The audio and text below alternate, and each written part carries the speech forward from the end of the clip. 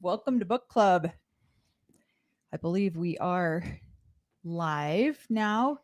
We're always playing around in the are we live? Are we not live? I believe we are.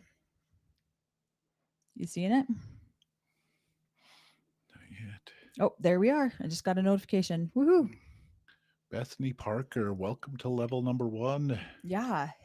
Oh, Hey everybody. Welcome to book club tonight. There we are. There we're live. Yay. Um our daughter is in town staying with us, and we were out chit-chatting with her just barely, and I'm like, we got to get into book club because we love having her. She's here from mhm. North Carolina.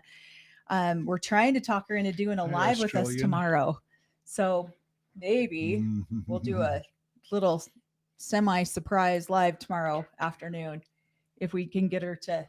She's like, I wouldn't even know what to say. I'm like, nothing. People will just ask you questions about how amazing your parents are. And you just say, yep, they are. So, Is that for real, Christine Brown? Hello, welcome if it is Christine Brown. oh, I don't know. Is that really Hi. her? That'd be funny. Now you made me awkward.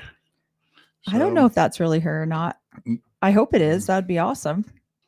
Um, yeah, somebody else said that they saw Christine on Growing Up in Polygamy, and my mom just sent me a screenshot that somebody in their comment section said, "We'd love to see her go on with Corey and Mel." And Sam and Melissa responded with, "We would love it too." So, we're um, newbies, though. yeah, yeah, we're We'll, we are not experienced in interviewing people, which is one of the reasons why we haven't really asked a lot of people to come on here. But yeah, oh, Lamb 59, I did get your message. Thank you so much. But yeah, I know you the late nights are hard for you. We will probably start doing Friday afternoon, like chit chats again. We've loved that. And okay. then also uh Phew, it's not the real one, so yeah, now I she don't says have to no, get no, it's not the stressed. real one. I was And going to be stressed. but Wednesday So, afternoon we love to do lives too. And our daughter leaves tomorrow night on a red eye back to North Carolina, and so we were trying to talk her into doing a live. I'm like, just just tell us so that we can announce it on our live right now. So maybe we'll mm, do it. It won't be a long live, but it'll be maybe an hour.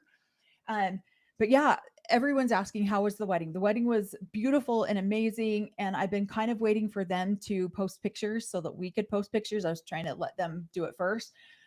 So yeah, we will be doing. I'll be posting some of those to Instagram. So if you haven't followed our Instagram, the link tree is in our channel page. So feel free to follow us on that. So I will make sure that, yeah, throw some pictures out there. It was a beautiful wedding. Corey did a wonderful job officiating.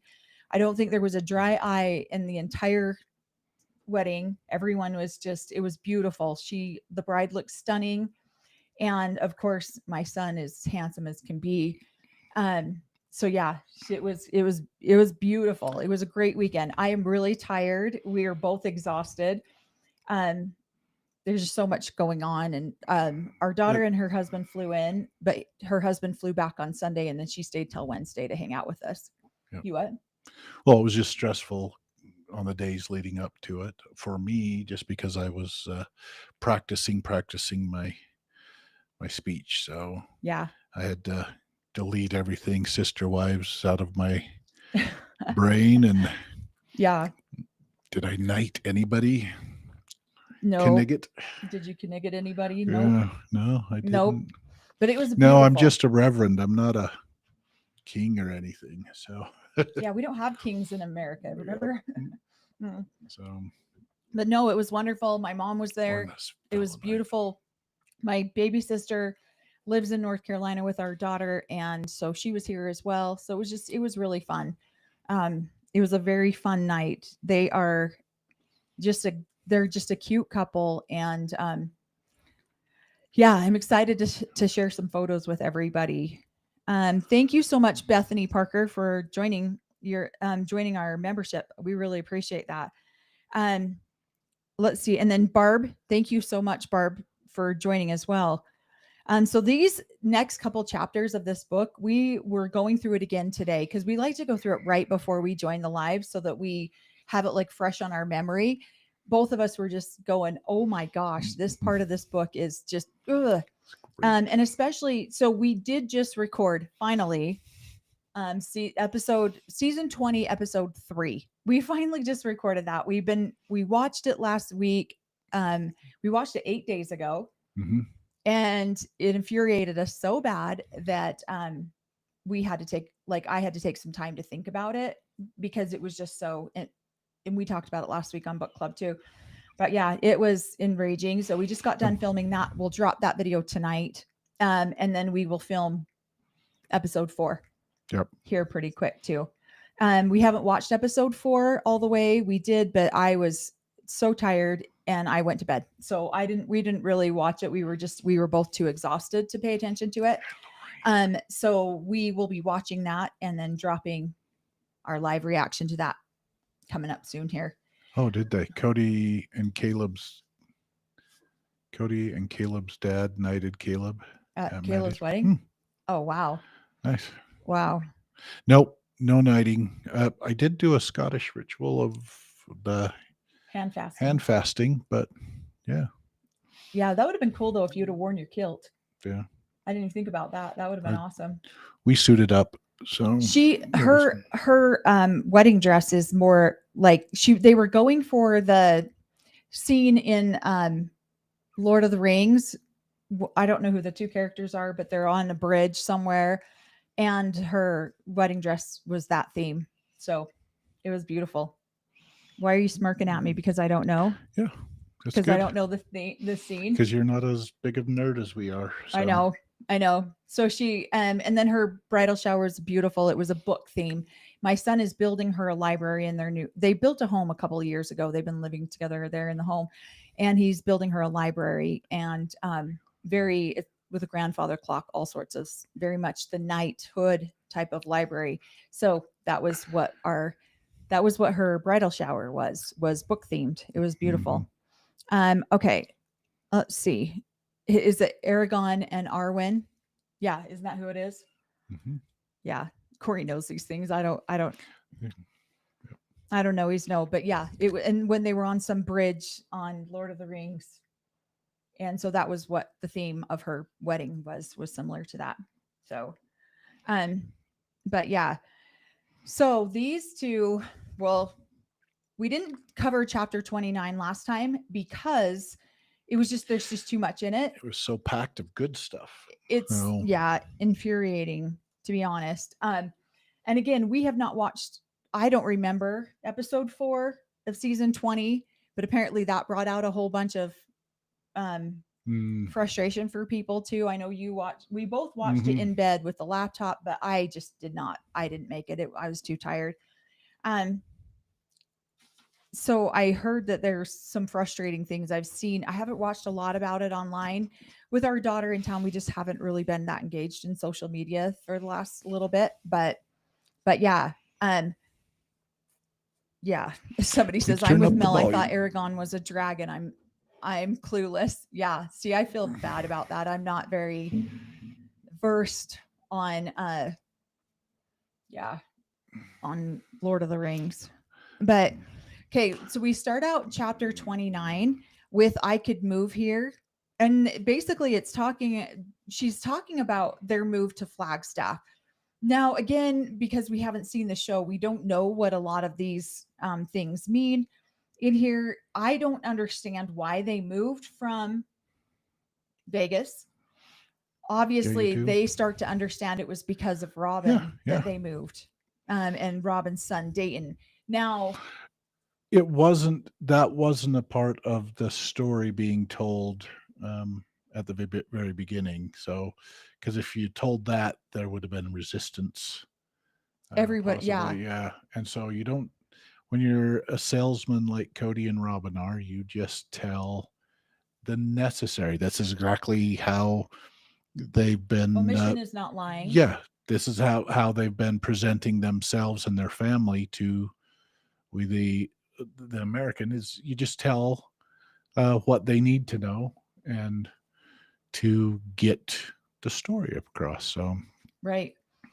And so I feel like that's really what happened here is Robin and Cody had a huge omission of, hey, our son applied for college there. He's getting into Mm-hmm. college. So one of the things she talks about here is that her kids were getting into the University of Nevada to stay close to home. They get the in-state tuition, they get all of that. Now Mm-hmm. their kids are already established in college. They're already established in school. So it's not like their kids can just pick up and move to Flagstaff. And I think that's one of the hardest things that's one there are quite a few polygamous people who do this. They go from town to town. And to me, I've always struggled with that because they leave children behind.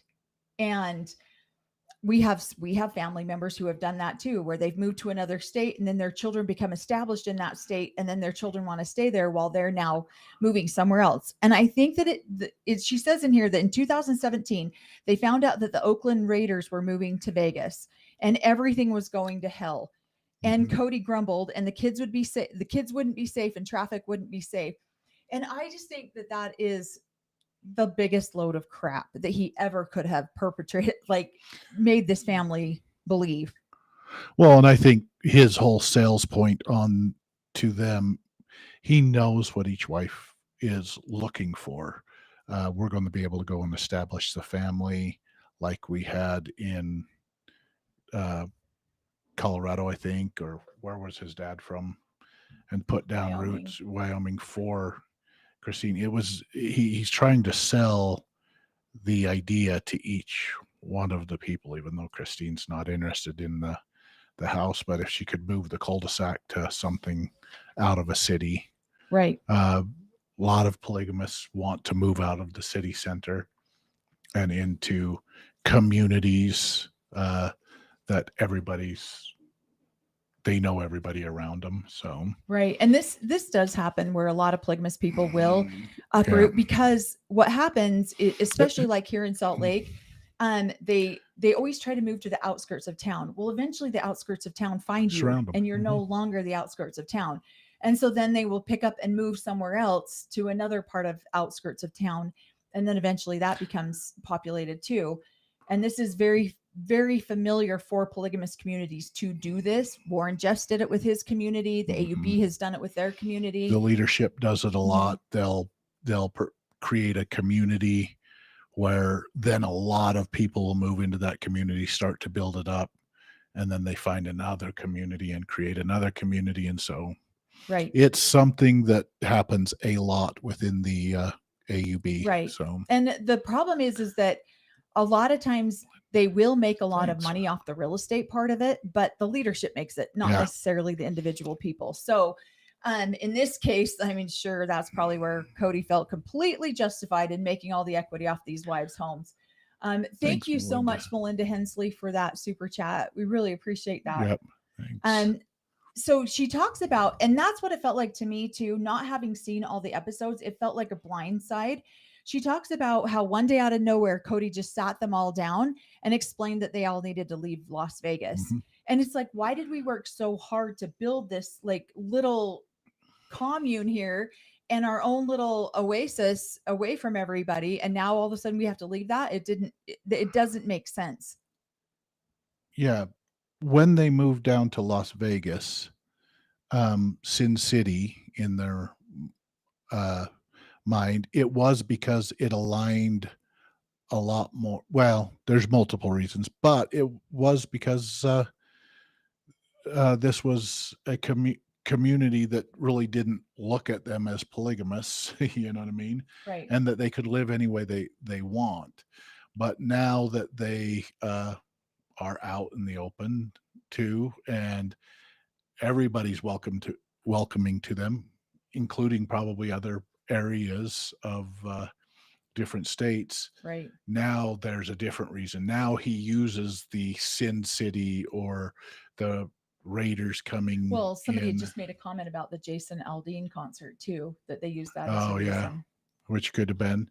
And so then they wanted to, because a lot of this community is to get out and away from the world so that they can live their religion without criticism. And that means all of it, not just a polygamy, but excluding of people and stuff like Yeah, that a too. lot of people, So someone said a lot of people thought it was to avoid a balloon payment on the homes, and that could very well probably, be true. mhm. There could be a lot of factors at play that we just don't know or understand.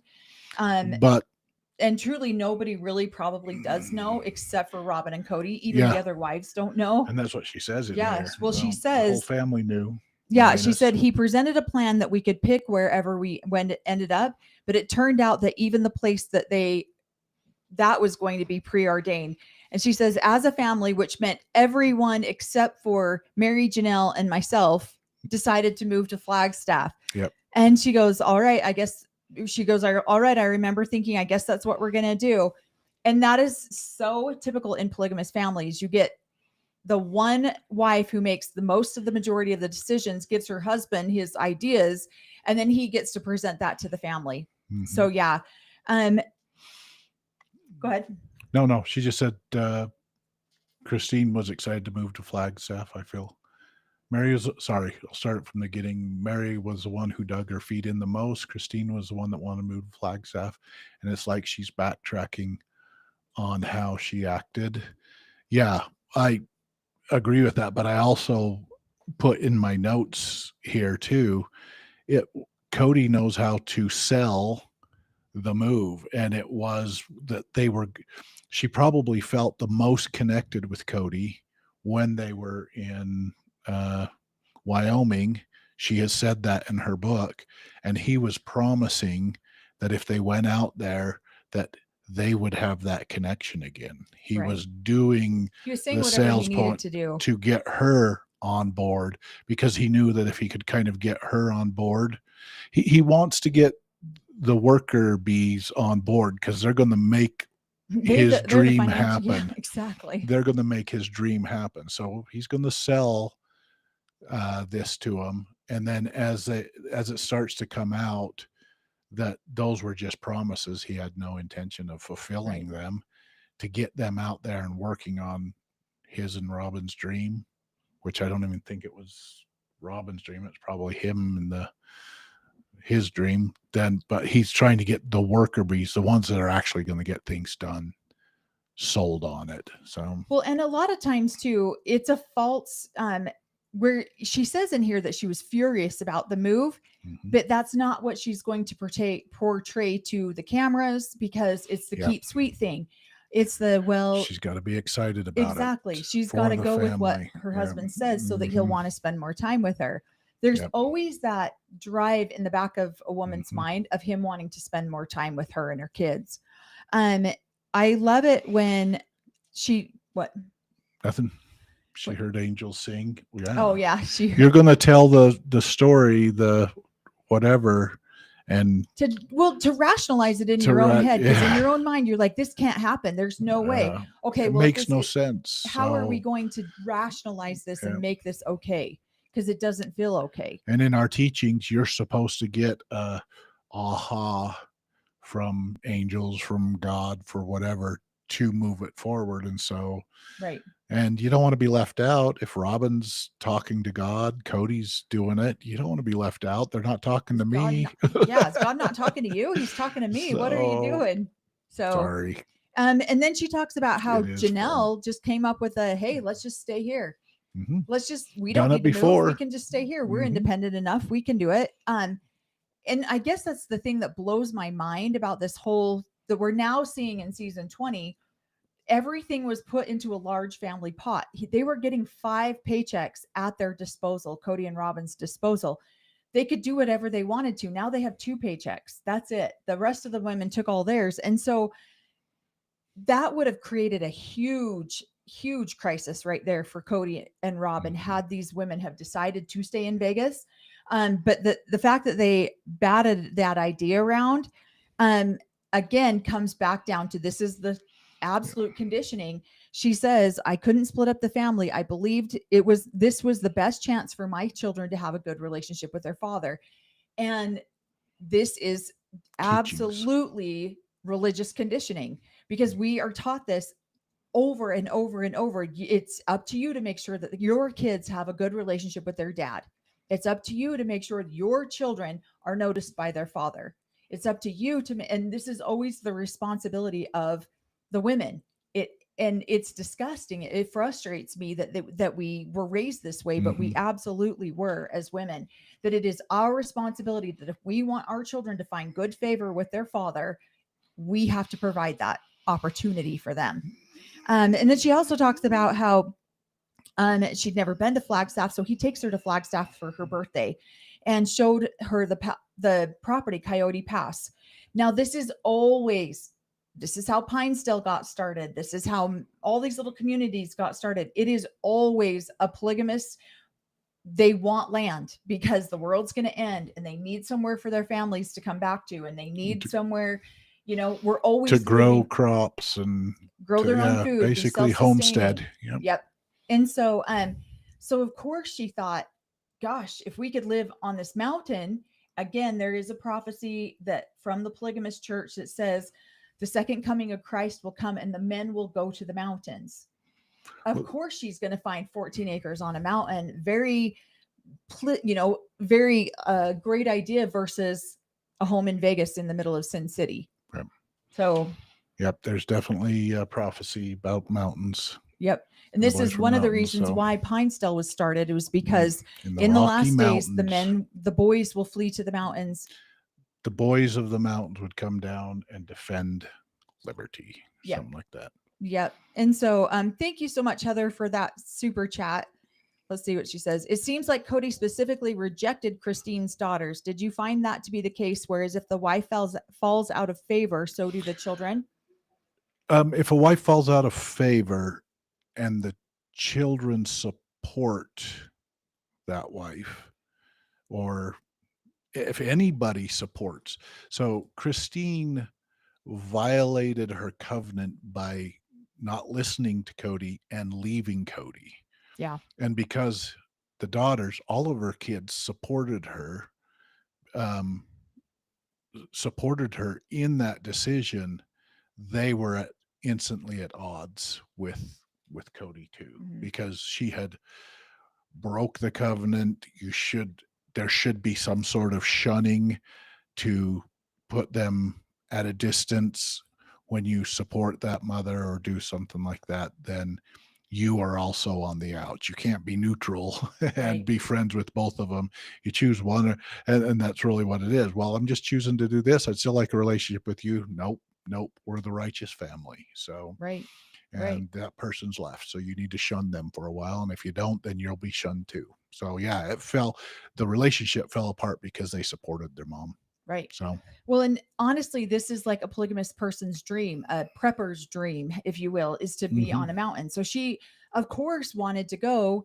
And that's what she said. We transplant our cul-de-sac experience in Vegas to the mountainside.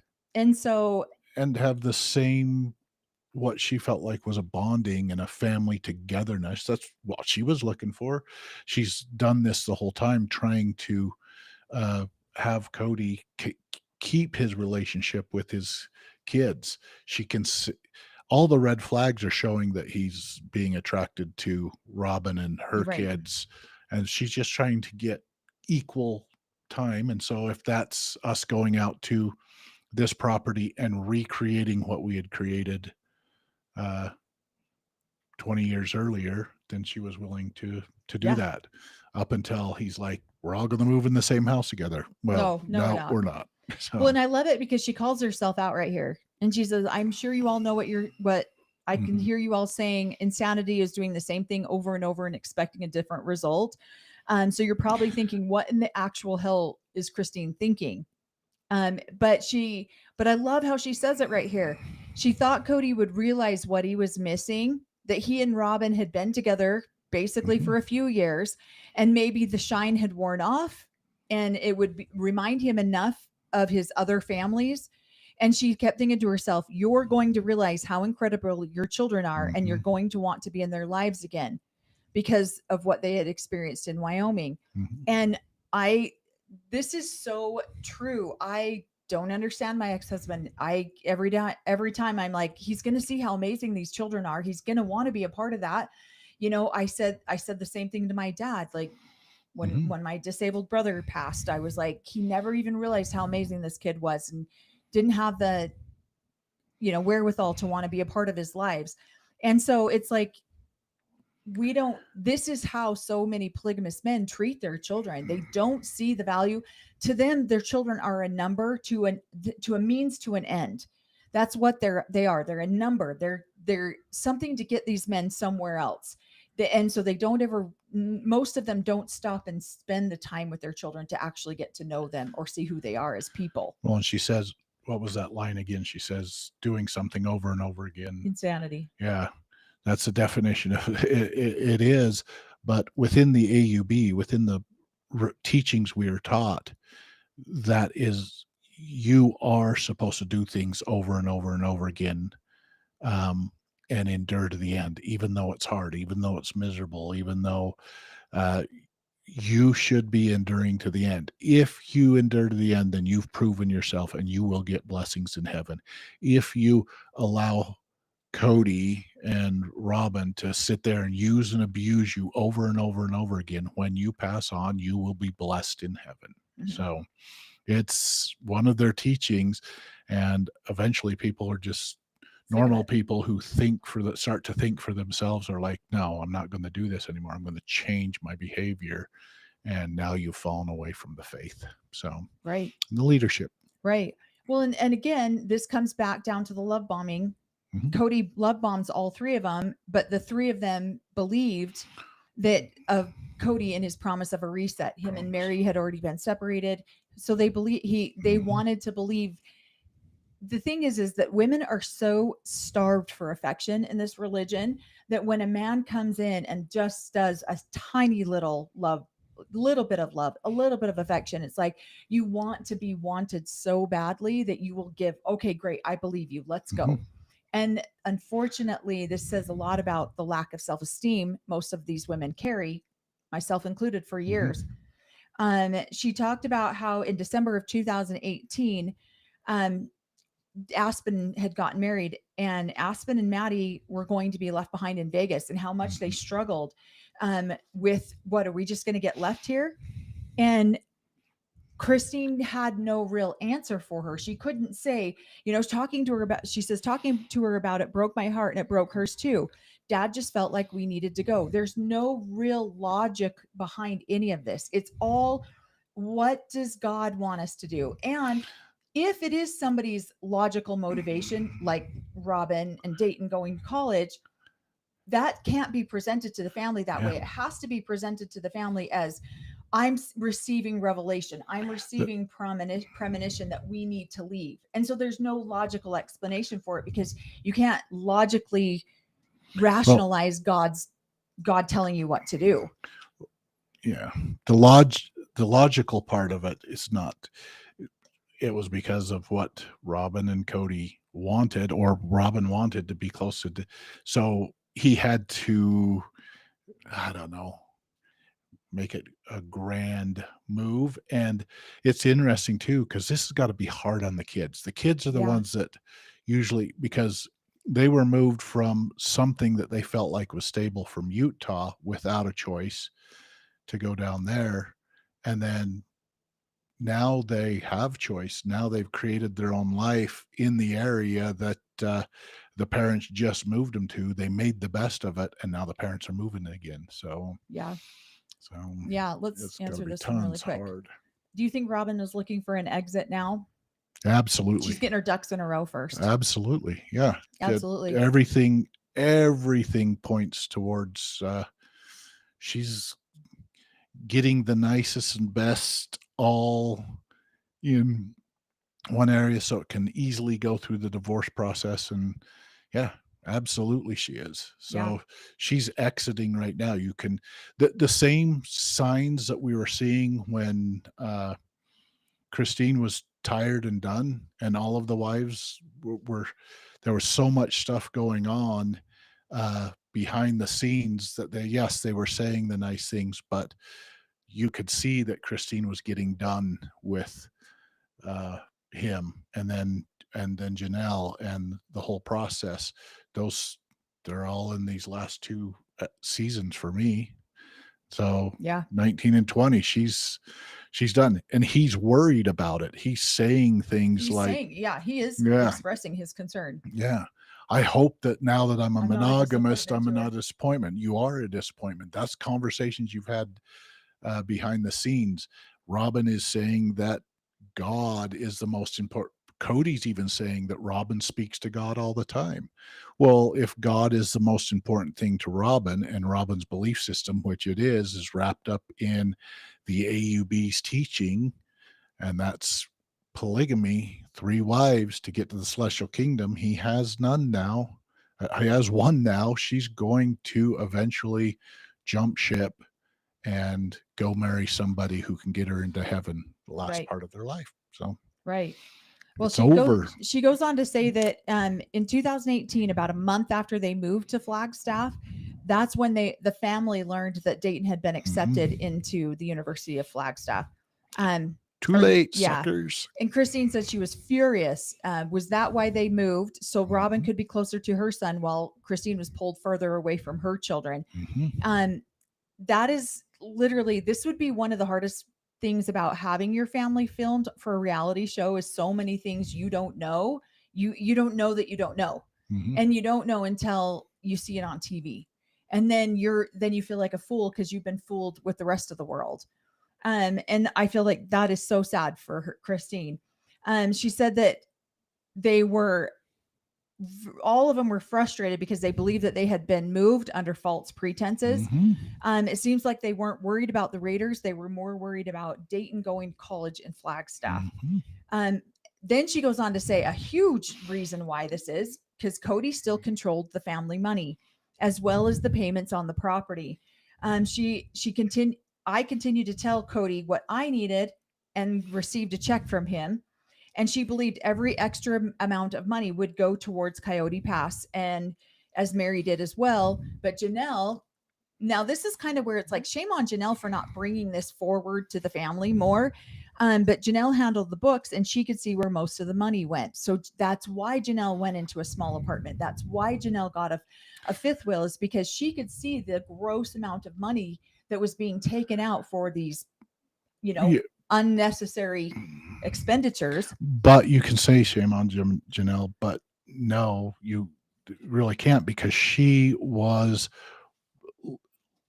living with Cody and keeping confidences that all of the wives, the 3 original wives, were keeping confidences with Cody. Yeah. And not bringing it up to the other wives to cause trouble. She was living the way that the 3 original wives were trained to live. Those confidences were just between Cody and her, not the other wives. It was Robin that came in and basically started breaking those confidences between wives. Right. Well, and So- like Cam says, they all should have had separate contracts from the beginning. Yeah. They really should That have. should This have. should not have gone into the Cody Brown family fund. Yep. But they were following the rules of the AUB. of the AUB. So it's United Order. it's the United family Order. works He's in together. head. Everyone, yeah, everything goes into the family. So she says that she went about 6 months after they moved to Flagstaff. Cody gathered all of them up for a major family meeting. And he was excited, hair flopping, ready to hit us with yet another one of his big ideas. And he unveiled the one house plan. And they would each have their own separate apartments in here, but Cody would have his own separate space with a gorgeous view, a grand window, and their apartments would be an afterthought. The men are always, I am sorry, I don't know one family that is not this way. The men are always, their needs and wants and desires are always put above the families. And then they get to the families. Then it typically goes to the favorite wife, and then so on and so forth on that. But it is definitely a family, like the man is always. She remembers thinking, there's no way that I could ever leave if I got stuck in one house. And this is so true. Tell my mom this all the time. They all sold their individual homes and went down and bought a compound on a 4-plex. Now my mom's stuck. She can't leave. And so this is another reason why the man is always in charge, or everything goes into one account that he has the main control over, because you never want to give a woman enough independence that she could leave. Well, and there's again the illusion of choice. They could leave Exactly. with nothing. You can leave with nothing, and Right. that's usually how it's wanted to be set up. So Right. Oh, I love this. Cindy Sydney. from Oz. I'm sorry. Thank you for the super Thank chat. you We for still can't yeah. put the super chats on screen yet. It is something that we have recommended that they do for us. But Cindy from Oz says Robin should just make Cody go through a sacred loneliness just to see how long he hangs around. I almost would like to do that book on a book club. Yeah. I've never read the book. I've seen it. I've just never read it. That would be hilarious. I think to be honest with you, I think he is going through that right now. That's why.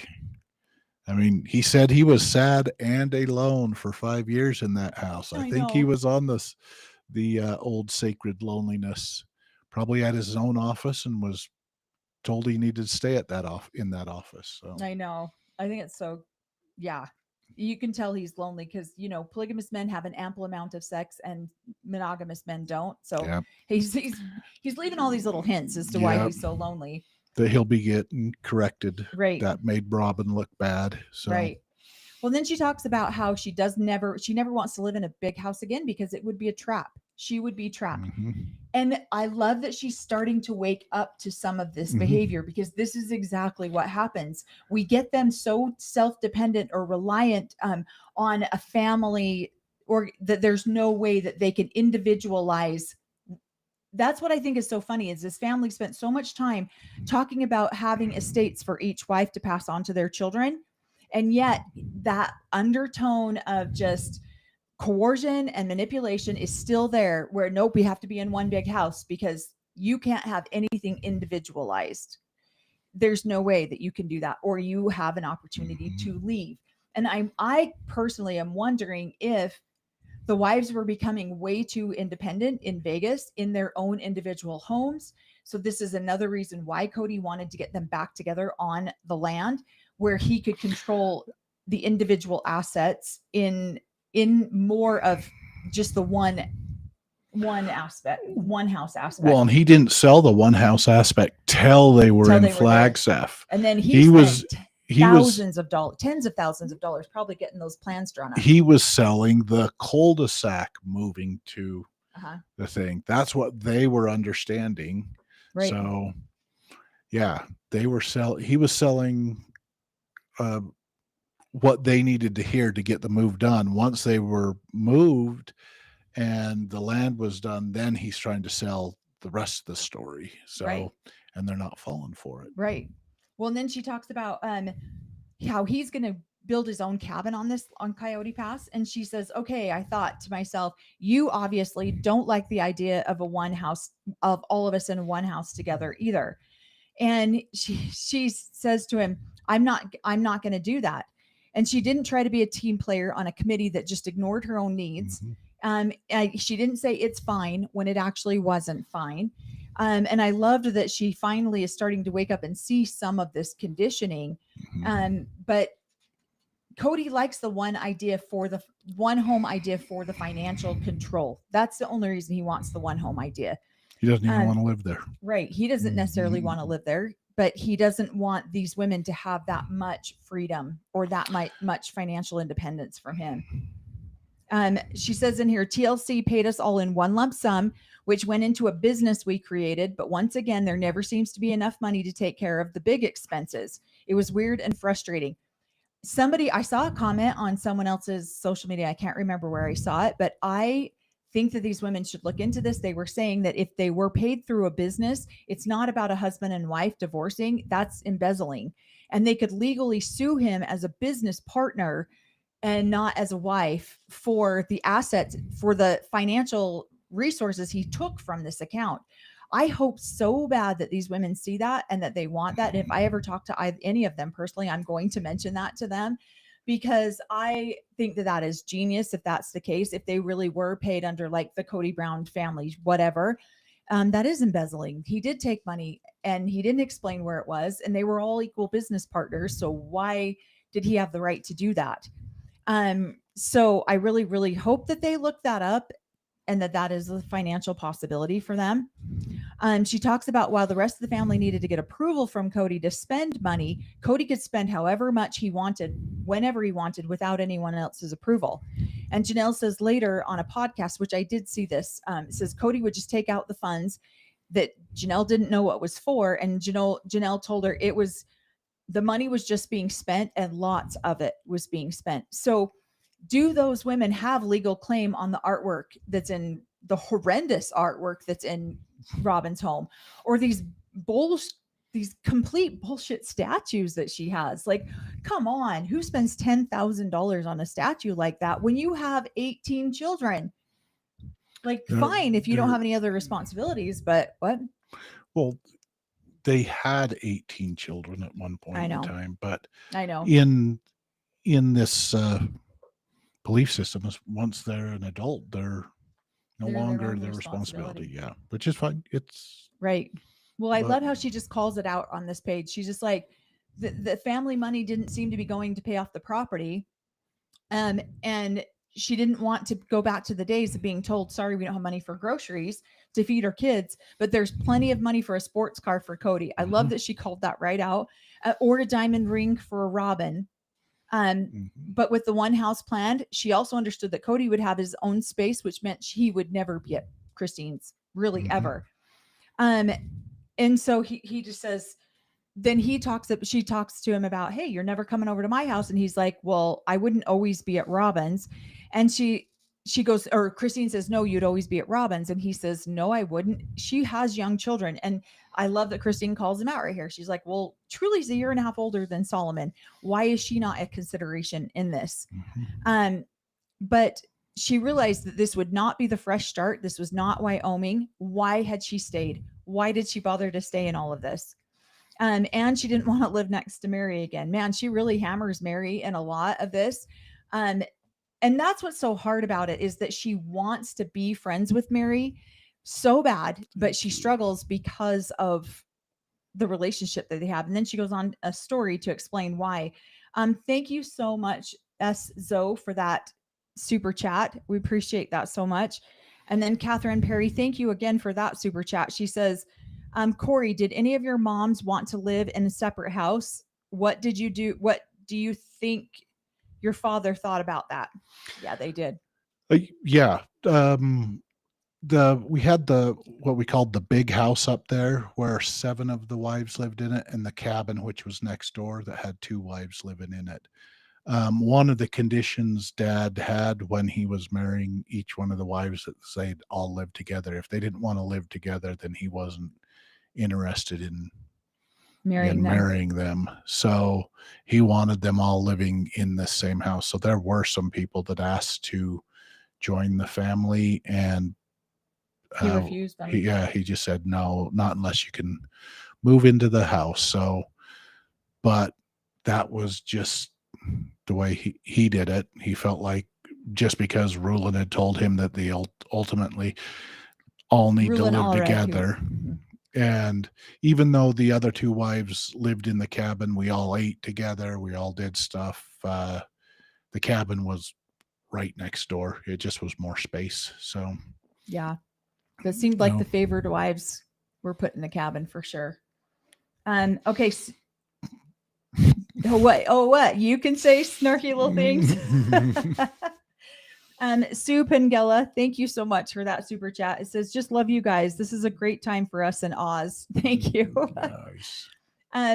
Yeah. So she talks about, then she goes on to explain a situation that she had with Mary on one of their LuLaRoe cruises, how Mary had thought that she had, again, the way she explains this brings up a lot of trauma for me. And I know a lot of other people have experienced this too. But I grew up not trusting women, having huge trust issues with women, because one little misunderstanding and you are treated like complete garbage forever, and you don't even know what you did. And I watched women treat each other this way over and over and over again. And so I do have a lot of trust issues with women. Most of my friends are men, because I've watched polygamous wives do this kind of stuff to each other. Well, and this is again, this is why you can't say shame on uh, Chris or Janelle, because they were all trained in the same way, where Right. they can't trust the relationship they have with the other person. That trust is supposed to be between them and Cody. And she might say something, Cody, try to keep him accountable, but by her going and talking to the other wives is betraying the priesthood leader's trust. Right. So, well, that's true. But so that's exactly no, why I definitely she see was that. trying to keep her relationship as clean, I guess, and separate from the other wives as possible. So Right. No, and I can definitely see that. and she has definitely changed that behavior now, because now she's realized that trying to have that good relationship with Cody, trying to have an honest conversation with him without going out and talking to everybody else that was involved in the transaction, didn't work. And she saw the error of her way, and she saw that Cody is always looking for him to be financially, have the best, have everything. And so now she's picking up the phone and calling Mary and having those conversations with Mary to make sure that it does come out fair. So, but while she was in a relationship with Cody, she was following the teachings that we had been raised with, that she should never, and that's true, break his confidence to another wife, even though he doesn't have to. So, well, and I love how she talks about, she explains the relationship with her and Mary in here and why she's frustrated with Mary. And then Mary calls and says she wants to be friends. And I love that Christine finds it, because you hit a point. I've watched this happen with my mom. I've watched this happen with her sister wives too, where she's just like, I'm done. Like, you hit a point where you just don't want to do it anymore. And so I love that Christine hits this point and then is honest, because that is part of the problem, is most people aren't honest. They just treat each other like crap instead of explaining, hey, this is why I don't want to have a relationship with you. And so I love that Christine took the time to explain to Mary why she didn't want to have a relationship with her. And then I also love how Christine's like, I don't want to live in one big house. I don't want to live by Mary. I don't want to live by Robin. I watched in the cul-de-sac, I could see where Cody's car was all the time. It's not going to get any better if it's just across the hallway. And so I love how I love that she is just dropping some of these truths that you're like, wow. And then she talks about worse. She understood that Cody was an absentee dad. She worried about her family's future. If she moved into the big house, there would be no escape. All of our money would be tied up in the one property together. And we're seeing how that's panning out with it's a trap. Mary and Janelle now. Right. And so thank you so much, Heather, for that super chat. She says, talking about the kids, how do these men treat their differently abled children due to family inbreeding? You said that in the fundamentalist communities, this happens a lot. This is a hidden tragedy. Absolutely, it is a hidden tragedy that doesn't get talked about. My dad, I mean, I guess I can share my experience. My dad was I was always taught that children that come down with special abilities are some of the most righteous. They don't need to learn the same lessons on the earth that the rest of us need to learn. And so they're here to teach us those lessons because they were so valiant in the pre-existent. And so that's what I was always taught. Now, that is not how my dad treated my little brother. My dad treated my little brother as an embarrassment. He was embarrassed by him. He didn't want people to see him. Now, my little brother had Down syndrome, and he passed a couple of years ago. And but my dad was in denial about his Down syndrome all up until he was 18 months old or something, kept saying, no, that's not true. He doesn't, he's just fine. He's normal. There's nothing wrong with him.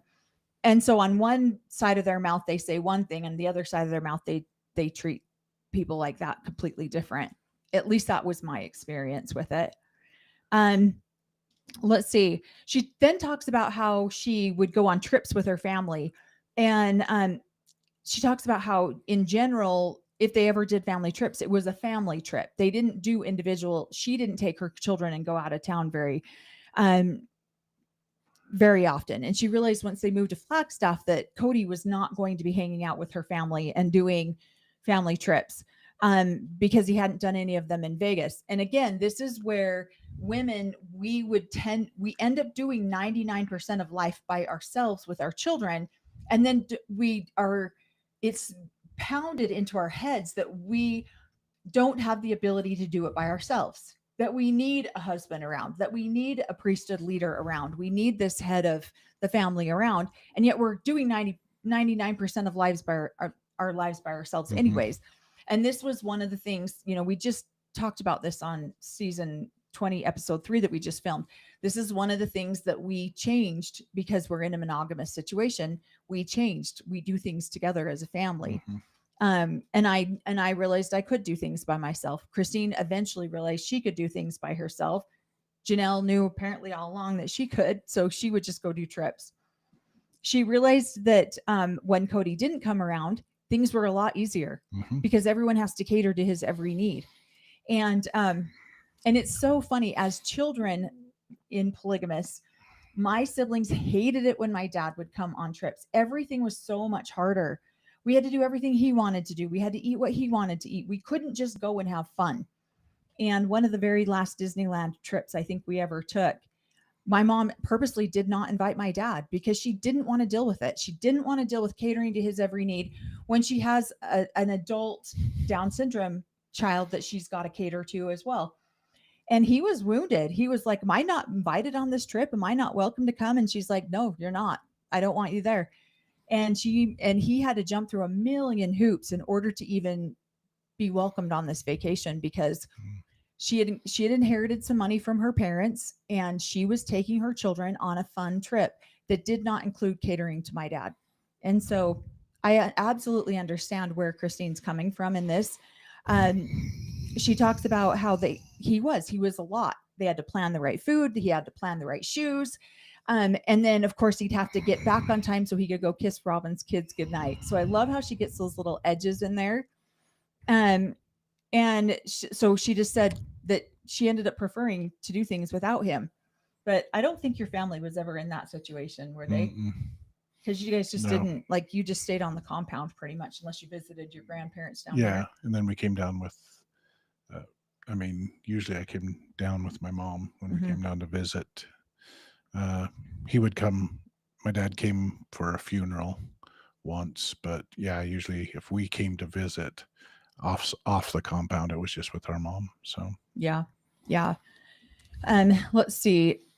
Then she also talks about how her and Janelle started doing things together that they had never done more together as sister wives.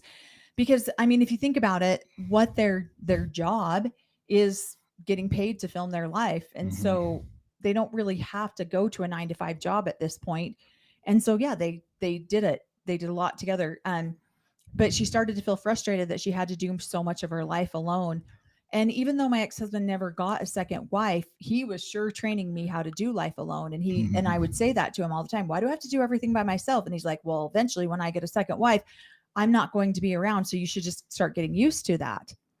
And so it's like he was training me how to get used to it while he was off doing whatever important things he needed to do. And then she comes to the realization that she's been watching her life go by her, waiting for Cody to show up, and he's never going to show up. And this is what's so sad about this religion, is that is what we are trained as women to do. You don't sit around and wait for your husband to raise the kids. You get in there and you do it. But we do that, and we sit around and wait for our husbands to show up to experience the fun parts of life. Hey, let's go on a vacation, or hey, let's go to the movie, or hey, most of the time we couldn't afford a lot of that stuff, but it was like, you don't ever do the joyful experiences of life because you're waiting for your husband to show up for that part of it. And yet we're taught, never wait around for your husband, raise your kids on your own. Tough beans, and I love that she says that she got to the point where she realized this and she was done doing it. And then she stopped lying for him. I remember when my mom stopped lying for my dad. I remember when my mom started saying, no, he's not coming. No, he's not going to be here. That's on him. That's his choice. And what are you saying? What are you smirking at? I'm just reading the comments. So yes, we did watch Fallout, and yes, being raised in a commune just like that. Yeah, there's levels of workers and higher ups and everything like that. Yeah, it's very similar. Very The similar. Fallout movies were Right. where we were raised.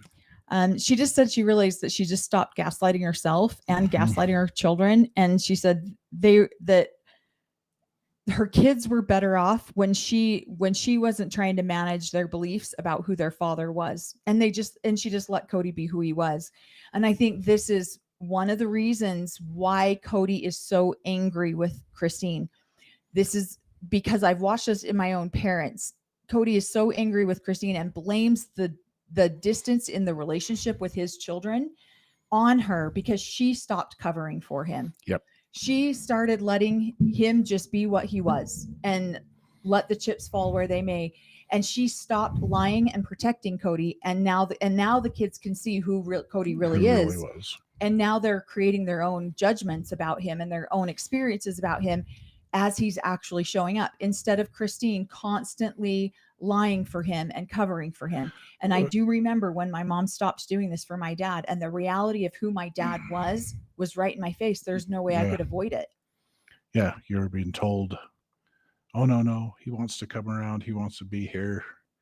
Right. And so you're thinking that he's talking to her, communicating that, and then all of a sudden it's like, no, I've been trying to get him to come hang out for a while and he's not showing up, and all of a sudden you're like, oh, okay. And then what's sad too, for me at least, and then you start to take that personally. Like, what did I do? He wanted to hang out with me a year ago, 6 months ago. Why doesn't he want to hang out with me now? And it's not even that he wanted to hang out with me a year ago. My mom just lied about it and just was like, Dad wishes he could be here, but he can't. And so I loved that she says that anymore, that she stopped painting a false front, an image of who this man was to his children. And then the kids get to see the real. And she says the girls could see that he didn't want to be there with them or us. And then truly would still ask him occasionally if he was coming. He'd say, nope, not today. She didn't realize how much of her life she spent focused on Cody at the expense of her and her children until she moved to Flagstaff. And it says, let's see, they rearranged their time, their eating habits, and even the furniture to meet his needs. He didn't do anything to make us want to spend more time with him. That's not a partnership. So he expected everyone to bend over backwards so that he would want to spend time with them, but did nothing for them to want to spend time with him. Let's see, Cody didn't love me as a woman. A funny thing happened soon after I began to understand that leaving was a real possibility. And then I highlighted a point in there. I was waiting for you to hit it, but one of the things she says in this chapter, which stood out to me, this was where I was, this is what happened to me when I just was leaving. I was like, oh my goodness. She said that she would be on her own for eternity in my sacred marriage with Cody. This behavior is going to go on into the next life. And did she want to live like this?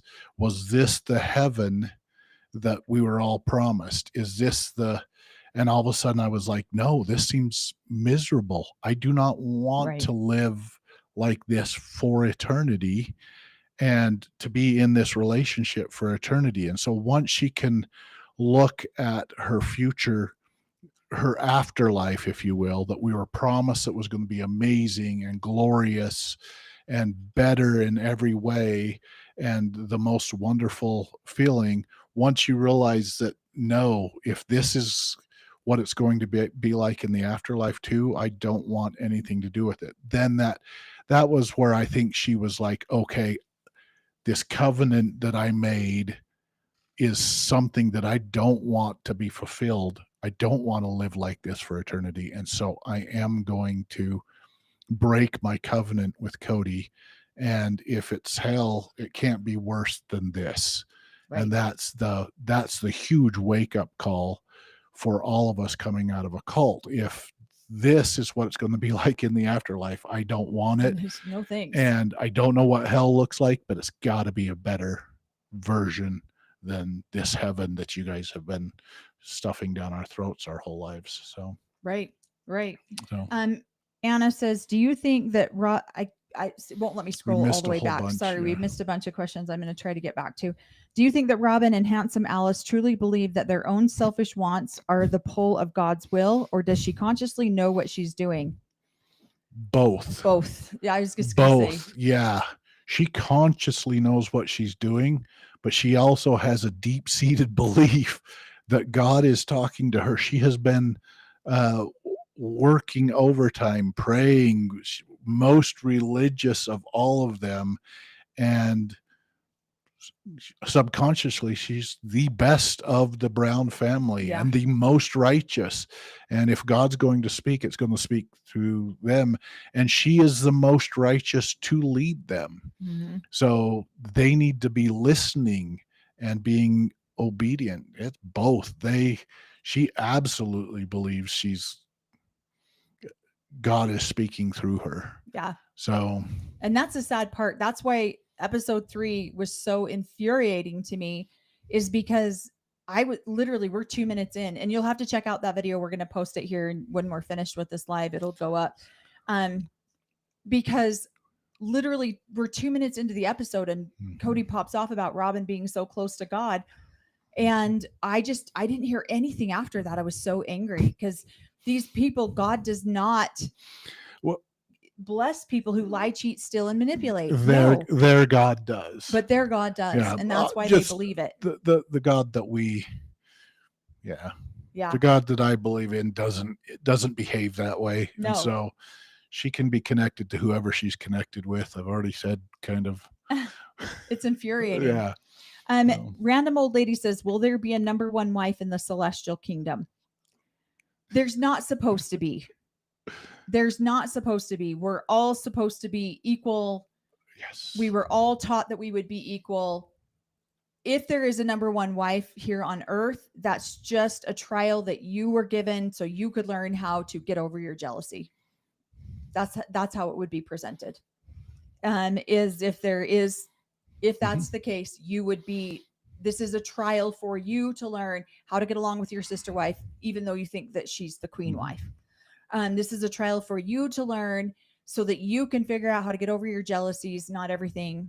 And so, but in the celestial kingdom, no, everybody would be, at least that's what I was taught. Were you taught anything different? Yeah, no, same. Yeah. And somebody said in here, well, Robin, absolutely, they're displaying for us, the public, to see that Robin is close to God. Robin is talking to God. That's why they were blessed. That's why they're blessed with so many things: the mansions, the wealth, the righteous children. She's going to prop her children up as being the most righteous, where the other children are disrespectful. They don't have all the. They live blessings. Alternative lifestyles. Exactly. That's a huge one right there. Yeah, her children are because she is so close to God. So. Right. Steffi Ray says, do you think that Cody will lose his mind when Robin leaves? Yeah. Oh man. Yeah. Especially, absolutely. He'll go nuts. So the angry Cody will come out because especially now, because he sacrificed eternal life, 3 wives to prop her up to have her be the only one. She's a soulmate. Oh, you thought a knife in the kidney was bad for him with Christine. Man, this is knife in the heart to her, tearing out his heart and leaving. Yeah, it'll be messy. So yep. So Anna G says, I would have a hard time getting over Mary having a significantly larger living space and the same funds if I were Christine. I get that to Mary it is not that simple, but from Christine's point of view, it is that simple. Yeah. Well, in the United Order, that's what you only take what you need. You put everything into the United Order, and you only take out your needs. So if you need a room for yourself and a room for a child, that's what you take. That's all you take. That's all you take, even though you put all in. And so that's united order thinking based in that, instead of the shared or fair. Mhm. Hey, this wife gets a house, this wife gets a house, this one square footage equal, da da da. So he's balancing, and you can see Cody go back and forth. Yes, he's supposed to equalize or balance his time, but resources Yeah. are supposed to be allotted as needed. So, Right. yeah. All right. Catherine says, didn't Corey's dad leave the AUB or no? Excommunicated from the AUB. Yeah. No, Sarcastic cat lady said that. I believe Corey's dad was excommunicated for nefarious revelation. And others, but yeah, no, he was kicked out. There's a lot of Kerners that were, or a lot. Sorry, there were a lot of us that were kicked out. Now, Yeah, yeah, they were all kicked out. But he did everything he could up until the day he died to get back in into favor. it. He believed And wholeheartedly. Wasn't he rebaptized before he died? So allegedly he was rebaptized before he died, and was supposedly in good standing with a few of the leadership, but not all of the leadership knew that he was rebaptized. And they would deny it if they knew. Yeah, they absolutely, he didn't get rebaptized, but yeah. He believed it wholeheartedly. When he got excommunicated and booted out, he wanted back in so that he could have, heck, man had 9 wives. He wanted to make it to heaven. Yeah. That man tolerated 9 women in the same kitchen. Catherine says, this is very enlightening at the same time, I didn't understand exactly why Christine was so adamant against the one home. It's a way to, it's like shackles and chains. It's a way to chain her to the family financially. Because if there's 4 wives living in a home, mm-hmm. and especially she's not the legal wife, if she's and if they had one big home, it would have probably been in a trust or in Cody and Robin's name. Right. And so at that point, if she wanted to leave, you're welcome to leave with nothing. And right. So it was dumping everything that they had worked so hard into one item that she probably wouldn't have control over it. And right. She was seeing the red flags of that. So, right. I know I'm trying to find this other, it says Cindy from Oz says, I would have had a megaphone if I lived in one home and used it for Cody. Cody, where the heck are you? Robin, let him out again. That's funny. Should make a shirt on that too. I think they posted that. That would be a good shirt. So, oh my gosh, that'd be hilarious. So it says, Corey, have you ever? Oh, we got the Fallout series. Yeah, okay. We did what? In fact, I even made a video on it on my TikTok. I made a video, gosh, 1.5 years ago when we actually did watch the Fallout and talked about how the similarities are. Blue Star says he's building a library. He's a keeper.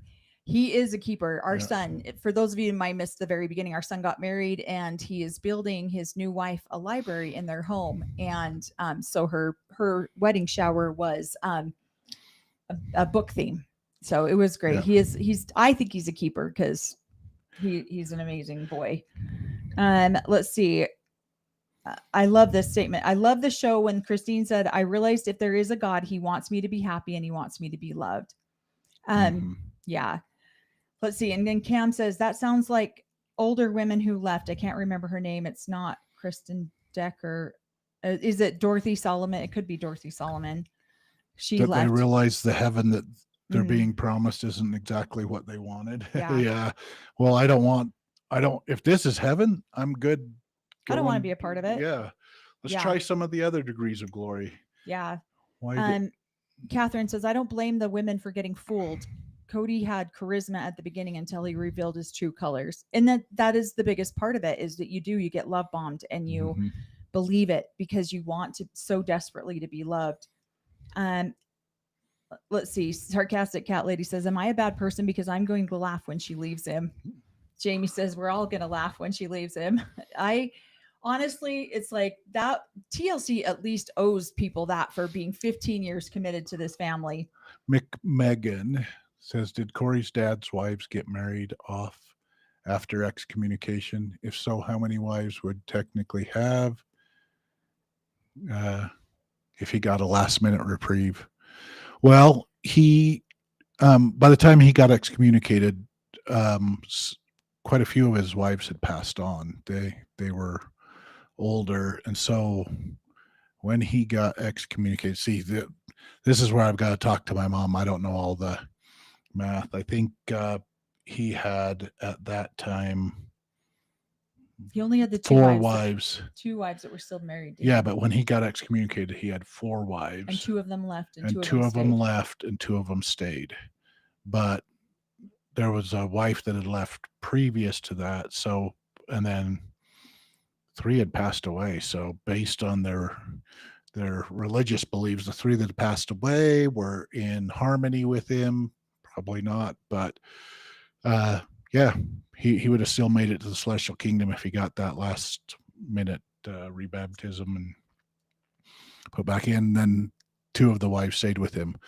And they were asking also, what was he excommunicated for? Many things. Nefarious revelation, dating a 10th wife without the priesthood's knowledge or permission. Maybe dating adopted daughter because he was married to her mother. So can we say that one? Possibly, yeah. So there were many, many beautiful things that all came out and about. So yeah. So thank you so much, Shameless, for becoming a member. Yes. I wanted to read this one too before we get to the next chapter. It says, so to me, I'm surprised about your view to that Robin will move on because of her exposure on the show. Who would want her? The thing is that most polygamous people have not watched this show, and they don't know. They don't know a lot of what's happening. They don't keep up on the tabloids about it. To them, this is before we started. I started my channel to talk about my experiences. We kind of got rolled into talking about sister wives, and lately that's all we've talked about. But that is not something that most polygamists talk about. We just don't talk about it. So when Robin's mom introduced herself to me and said, "Oh, I'm Robin's mom," I'm like, I don't care because I don't even know like anything about Robin. And so and it'll be easily explained away because it's bad editing. And so it'll be easily explained and people will listen to her. Well, and if she leaves Cody, she probably come with half of the assets or more. And that right there makes her or more. Yeah. And hey, there are men within the AUB that have 2 wives. They need a 3rd one to get them into the celestial kingdom. And so she comes with some financial wealth. Later on in life, there's 80-year-old men in the AUB that would take that burden on, even probably PSRs. So that would take on, or council members that would take on that burden just to add them to their kingdom. Take on the burden of that financial. It'll be awkward and weird. She'll come with all that financial asset. It'll be awkward and weird if they then require exactly what Cody did, that then the 2 younger kids or the kids will have to now change their name to Watson. Or Allred, or whatever the name that's being passed around within the AUB. It'll be funny to watch. That's hilarious. So, and then she'll have another picture made up with all the kids in there. It'll be great to see. So they probably won't put it on TV, but we'll imagine it. So right. I'll just answer this question really quick before we go on to the next chapter. Why do you think Christine didn't catch the clue that Cody did not want her when right at the outset he said, "I guess I should ask you to marry me"? Again, I feel like Christine explains a little bit of this in her book, and I agree with her. We don't know, other than if you watch a Disney show, which a lot of us were not allowed to watch regular television. And so I feel like she just didn't know any better. She didn't know how it felt to be loved or wanted, or because she'd never been in a relationship before. And because that wasn't the important part of how he asked. The important part on this is he had talked to her dad and the leadership, and both of them had given approval. So it doesn't really matter. So it doesn't, or how he presents it or anything like that. He asked the righteous leadership. They gave approval. It was meant to be. The prophet of the Lord who speaks to the Lord would not say, you guys should get married, or I give you permission to get married if it was not the Lord's will. Mhm. So that part of it meant nothing with the way we were raised and trained. The father said, yes, I think this would be a good match. And the leader of the priesthood said it would be a good match. It was a good match. That's like the Lord, Robin, speaking and saying it was a good match. So you don't question Robin or the Lord. Well, So and I love this too. Sarcastic cat lady says she's more property than she is a partner. Yeah. That's so true. Yeah. She's a necessary cog into getting in the kingdom of heaven. So, Right. And she's going to get going there. Her job is to raise kids, do stuff like that. All right. The Lord has spoken through his mouthpiece that we should get married. No questions asked. Let's do it. Right. So, right. Okay. So chapter 30, I and just the need my prophet. daddy. Okay. Again, just reminder, we have not seen the show, but reading this chapter It's going to infuriated make me us. It is sad to watch this. I don't know if I know I'm going to be heartbroken to watch this because this is about Isabel's surgery. So she's talking about here. I'm glad that she addresses so many of these hard things because I'm sure they are hard, and we've, most of the people have, most of their fan club have seen all this and they've watched it, but holy crap. Let's see. She says, sorry, okay. So she talks about Coyote Pass and how they were divided up onto Coyote Pass, and how he didn't tell anybody how they were dividing it. That they didn't understand why each wife got what they got, why they were on the plots, and why any of the plots needed more than 2 different names on them. Why was Robin on her piece of land? Again, I can almost guarantee you Robin and Cody designed this without any of the other wives being involved in this. Let's see. Oh, somebody's saying that. Sorry, I just caught that. Yeah, can you guys hear us? Okay, I'm going in the red again. Okay. Well, and I'll tell you why. She's confused. Yeah, everybody's kind of confused why they were on there. I guarantee there's a reason. Cody, with all of his heart and mind, trusts Robin. It's a soulmate. And he's got a financial and a business trust that he has with Janelle. And so he's not, but he senses, even moving out there, a disconnect. He's creating the disconnect between Mary and him. And he senses a disconnect, just like he senses it now with Robin, but he's still doing stuff. But he senses that disconnect with Christine. And so he's going to put the title, the 3-way with Cody, Robin, and Christine, so that if Christine wanted to leave, she would only get a value 1/3 of one of the lots. You know what I mean? Cody and Robin, trust her completely. We're going to go on title together. Cody and Janelle, she's financially in this. She's been a trusted confidant. He doesn't think she will ever leave him. And so they're on title together. And then he's going to put Cody, Janelle, and Mary on one.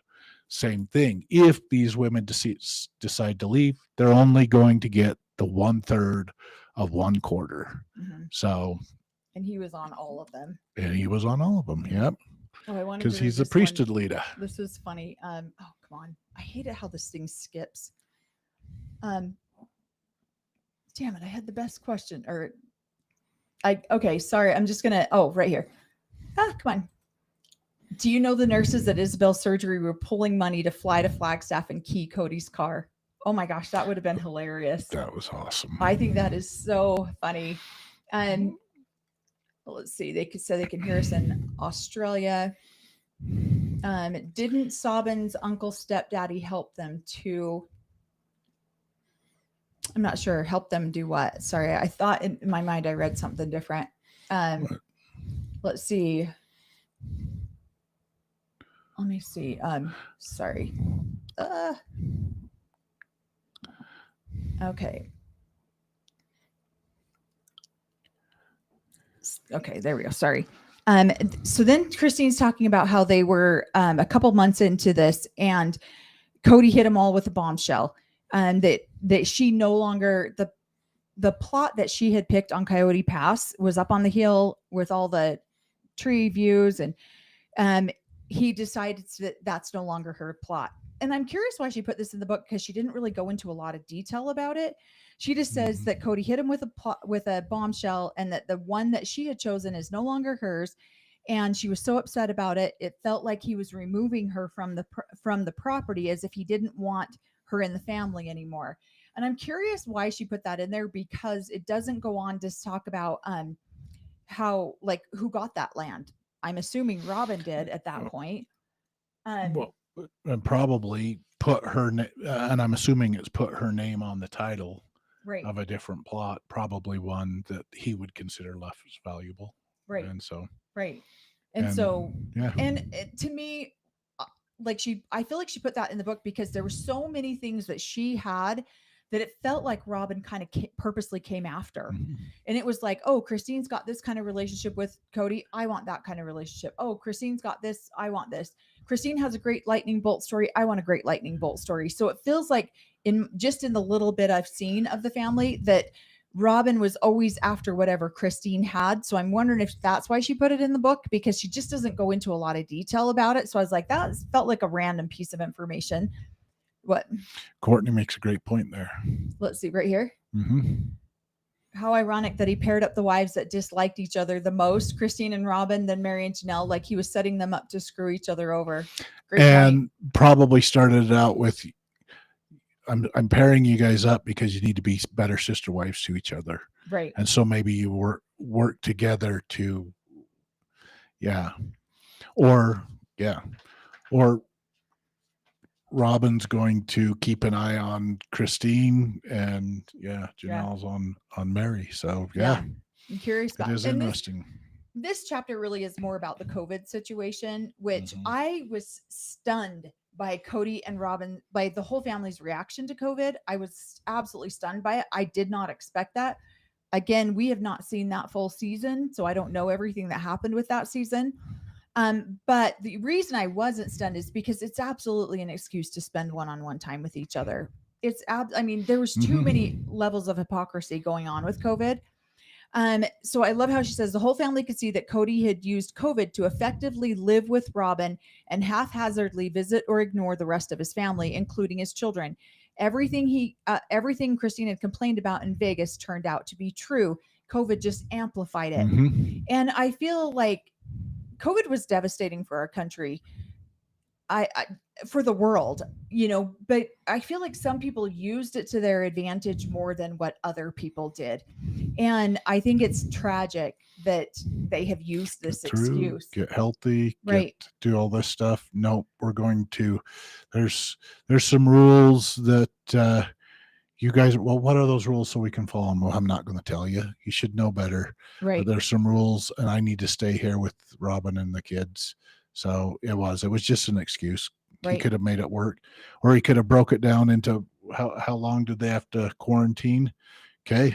2 weeks. Yeah, that's if he wanted to be fair about it. Hey, I'm going to stay with this family for 2 weeks, then I'm going to quarantine myself for 2 weeks. Then I'm going to. Well, Robin would have been upset if she could only see him every 4 months. Yeah. So Looks like that your sister working. Katie just jumped on and said, "Hi, fam." Hi, Katie. Hello, sister. I wanted to read this one. Robin is always single white female in Christine. I totally agree. That's like the best way to put it. I love that comment. That is very, very true. Let's see. I have to see that one, I guess. And I don't know what that means. The single white female. Oh, it's like, we'll have to watch that show. Okay. Yeah. And then that way you'll kind of understand it, where she's always like undercutting, like just kicking the other girl out. Then she goes on about people cozied up to their loved ones, and Cody picked Robin and her kids. It brought back all the favoritism from that Cody had found his soulmate. I can't literally even imagine what COVID was probably the best thing to happen to these women. on so many levels, because then they realize we really are doing this by ourselves. When we're convinced our entire lives that we have to do it alone, but we can't do it alone, it's such a contradiction. And now COVID brings out the fact that, look, I just lived all this time without you and I'm just fine. And so I think it was one of the best things that ever happened to the wives. With Cody, with his 99, I think he had a 99.2% or 99.2 degree fever. I mean, we know it was the worst thing on the planet to happen to Cody, but for the other women, it was so empowering to them to be able to see that they could do what they wanted. Especially when he's, when he goes to the celestial kingdom, becomes an all-seeing God, starts creating planets, has a planet of his own, and then he implements COVID rules in his eternity planet. That's gonna suck, where he has to quarantine himself from certain wives. That's funny. Dang. Well, then she goes off about how Cody just wanted to be married to Robin, and ultimately that was okay. Dragging all of the rest of the family along as pawns for keep the show going and keep his money pot flowing was not okay. Yeah. And I agree. And I'm sad that it took these women so long to see this. She says Cody and Robin paid a large chunk of money on Robin's house. She needed more, and Janelle and I worried we wouldn't pay off the property by a deadline that they had, because they had a balloon note on it. We had to all agree if we missed it, we would then lose Coyote Pass. So here, Janelle, everyone's making sacrifices, and Robin gets into this stupid, huge house. And I think that Robin is so beyond, like, she's such a manipulator that she sat there on TV. I don't want this house. Cody and I are fighting over this house. I don't want it. I don't want it. I don't want it. In the background, she's signing papers going, okay, what do we need to do to get this thing done and closed? I think it's ridiculous. Man, I have the worst cotton mouth tonight. Again, one conversation for the sister wives and one for Cody. Right. And, with their true intentions. So. Right. Oh, single white female. Basically, a girl becomes a roommate and starts imitating and taking over her roommate's life. Perfect. Oh, heck yeah, she was. Yeah, she really was. My lightning bolt. Right. Let's see. So Janelle and everyone's now I'll have to watch that one. Yeah. So. Everyone's trying to make sacrifices, and Robin's moving into this little McMansion, which is funny because in Utah, that is like the size of homes in Utah, because everyone has stupid huge families, is about 3,500 square feet is the average home size in Utah. And so when I listen to people talk about Robin being in a mansion and her, I think that house was only like 4,800 square feet, which is a lot of square footage. I get it. But, we built our house 23 years ago and our square footage is right up there. But we did have a client come to our house and say our house was a little McMansion. And I'm like, really? Well, we have like 5 bedrooms. That's not that big, but it is outside of Utah. In Utah, that is the average size home because everyone has a dozen children. Exactly. And or second coming in Christ, and then they all have to live polygamy, and or they might have to sell the home and move someplace else, and they want to be able to sell it to a polygamous family. So they're all huge. Yeah. So right here in Utah. Yeah. So when we built our home 23 years ago, we've been in it for a while. I guess now it would be considered a McMansion. I don't know. It's not. It's a good sized home because we're both the oldest I'm the oldest of 11. Corey's the oldest of 7. And so plus all of our siblings from other mothers. So we built a home that could accommodate our family. But now it feels really big. It never felt very big until now. We're almost empty nesters. Now it feels really big. But he talks about how, what are you laughing at? We should use all the extra space for food storage. That's right. We are. We're filling this baby up fast. Yep. Yeah. It says the new house is 5,500 square feet. I heard that with a second home, with a second like outhouse home on it. Way better than a barndominium. Right. I don't know why Mary didn't stick around. She could be living in this dream home. Too bad, Mary. So let's see. You did good. Right. Yeah, you did good. Great choice. Yeah. So she just said when Janelle moved into her RV, Cody wasn't going to go stay with her because he wasn't going to adjust his lifestyle for her. And it's like she's over here like, I'm watching you guys blow money out of our family account, you fool. So I'm trying to save money to do it, whatever I can. So I just think it's insane. Then she says this is about when Cody started talking about morals and values, and that we all needed to live by them to be loyal to him.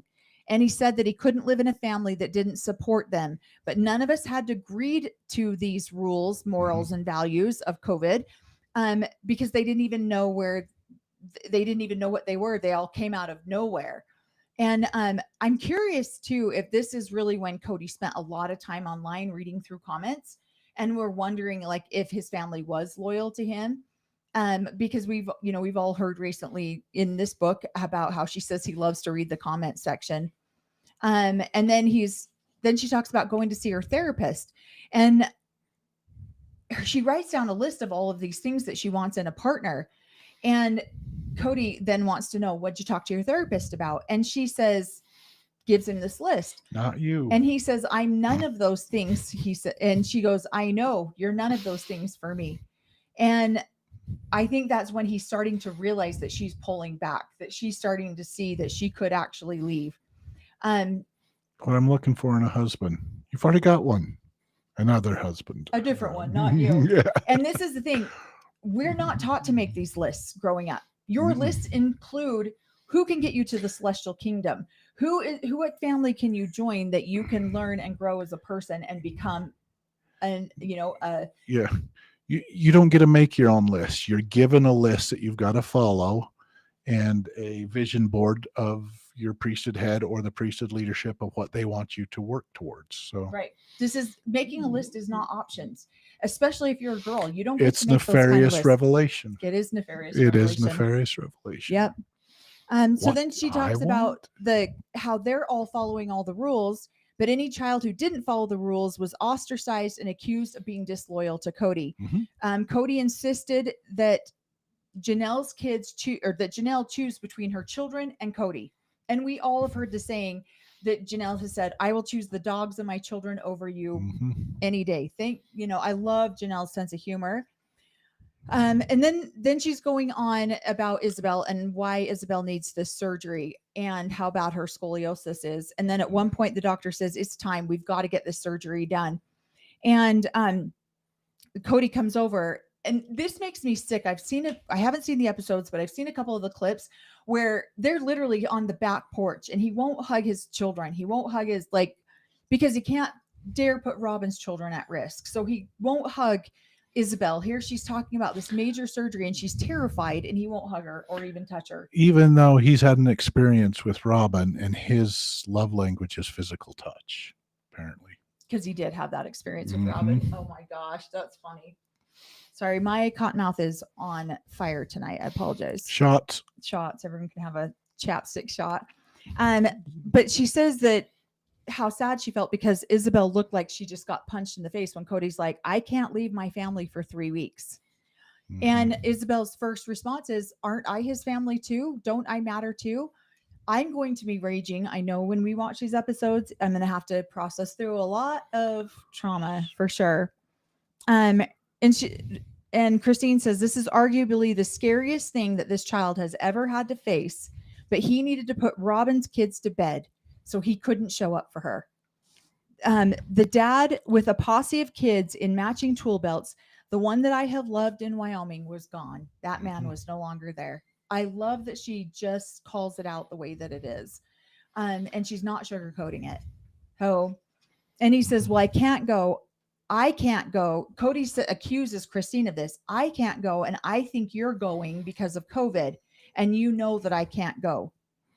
And I love how Christine comes back, but Isabel's surgery was not about Cody. It was about Isabel. And again, this is a conversation that's been happening in our house recently about why these men have these children.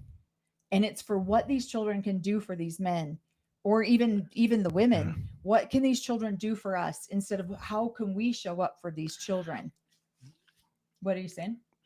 It's just through his whole life with 4 different wives, it has all been about him, and so he doesn't understand it when it switches. It's insanity to him. Wait a minute, this is about me, and now you're making it about Isabel. Can't she wait? Can't she go through a little bit of pain for a couple more months till I am Till I can be available? there. So yeah, Right. And sorry, now I got lost it's in a comment and conditioning. smirked while you were doing it. So what was And this I one? agree. Anna made a comment. I'm not going to put it up on the screen, but I agree with you, Anna. Right there. You can read it. Cody's physical touch experience was Robin's finger in the back door, and I will die on this hill. That's a good hill to die on. I'm going to believe that that's true. Hi, we got another. Thank you. Rosa's on. She's our other mod. So we've got Katie on who mods for us, and then Rosa's on who Welcome, I Rosa. made a mod without a full permission. Thank you, Rosa. Hopefully you're okay with that. Yeah, so let's see. Oh no, I don't know if I want to. Okay. Wait till you see the episode where he tells Isabel to go have surgery by herself. That was the moment I started to detest Cody.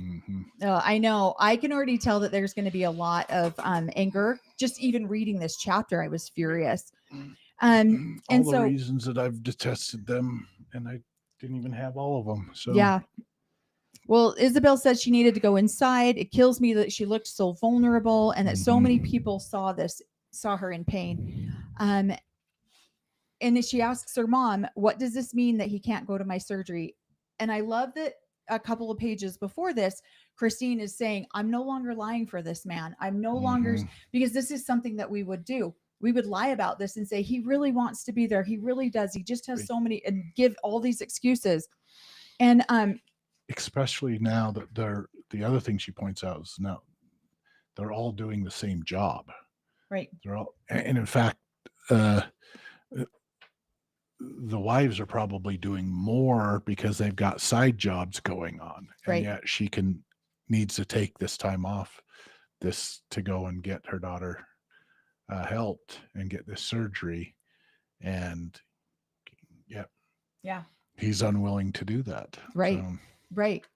And I love the way Christine responds to this, because she says, what does he mean that he can't come to my surgery? And Christine says, I don't know, but I'm going to be there. And Isabel says, I thought we were his family. And Christine, I thought I did too. And I love that she doesn't just make excuses for his poor behavior.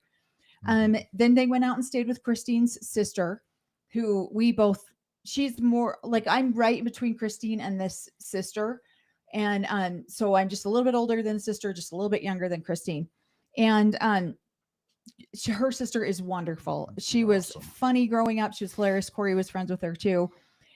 She says, I realized while we were at the beach house how easy it was and how fine I was. I wished Cody had been there for her, but I didn't need him to be there. And it was easier without him there.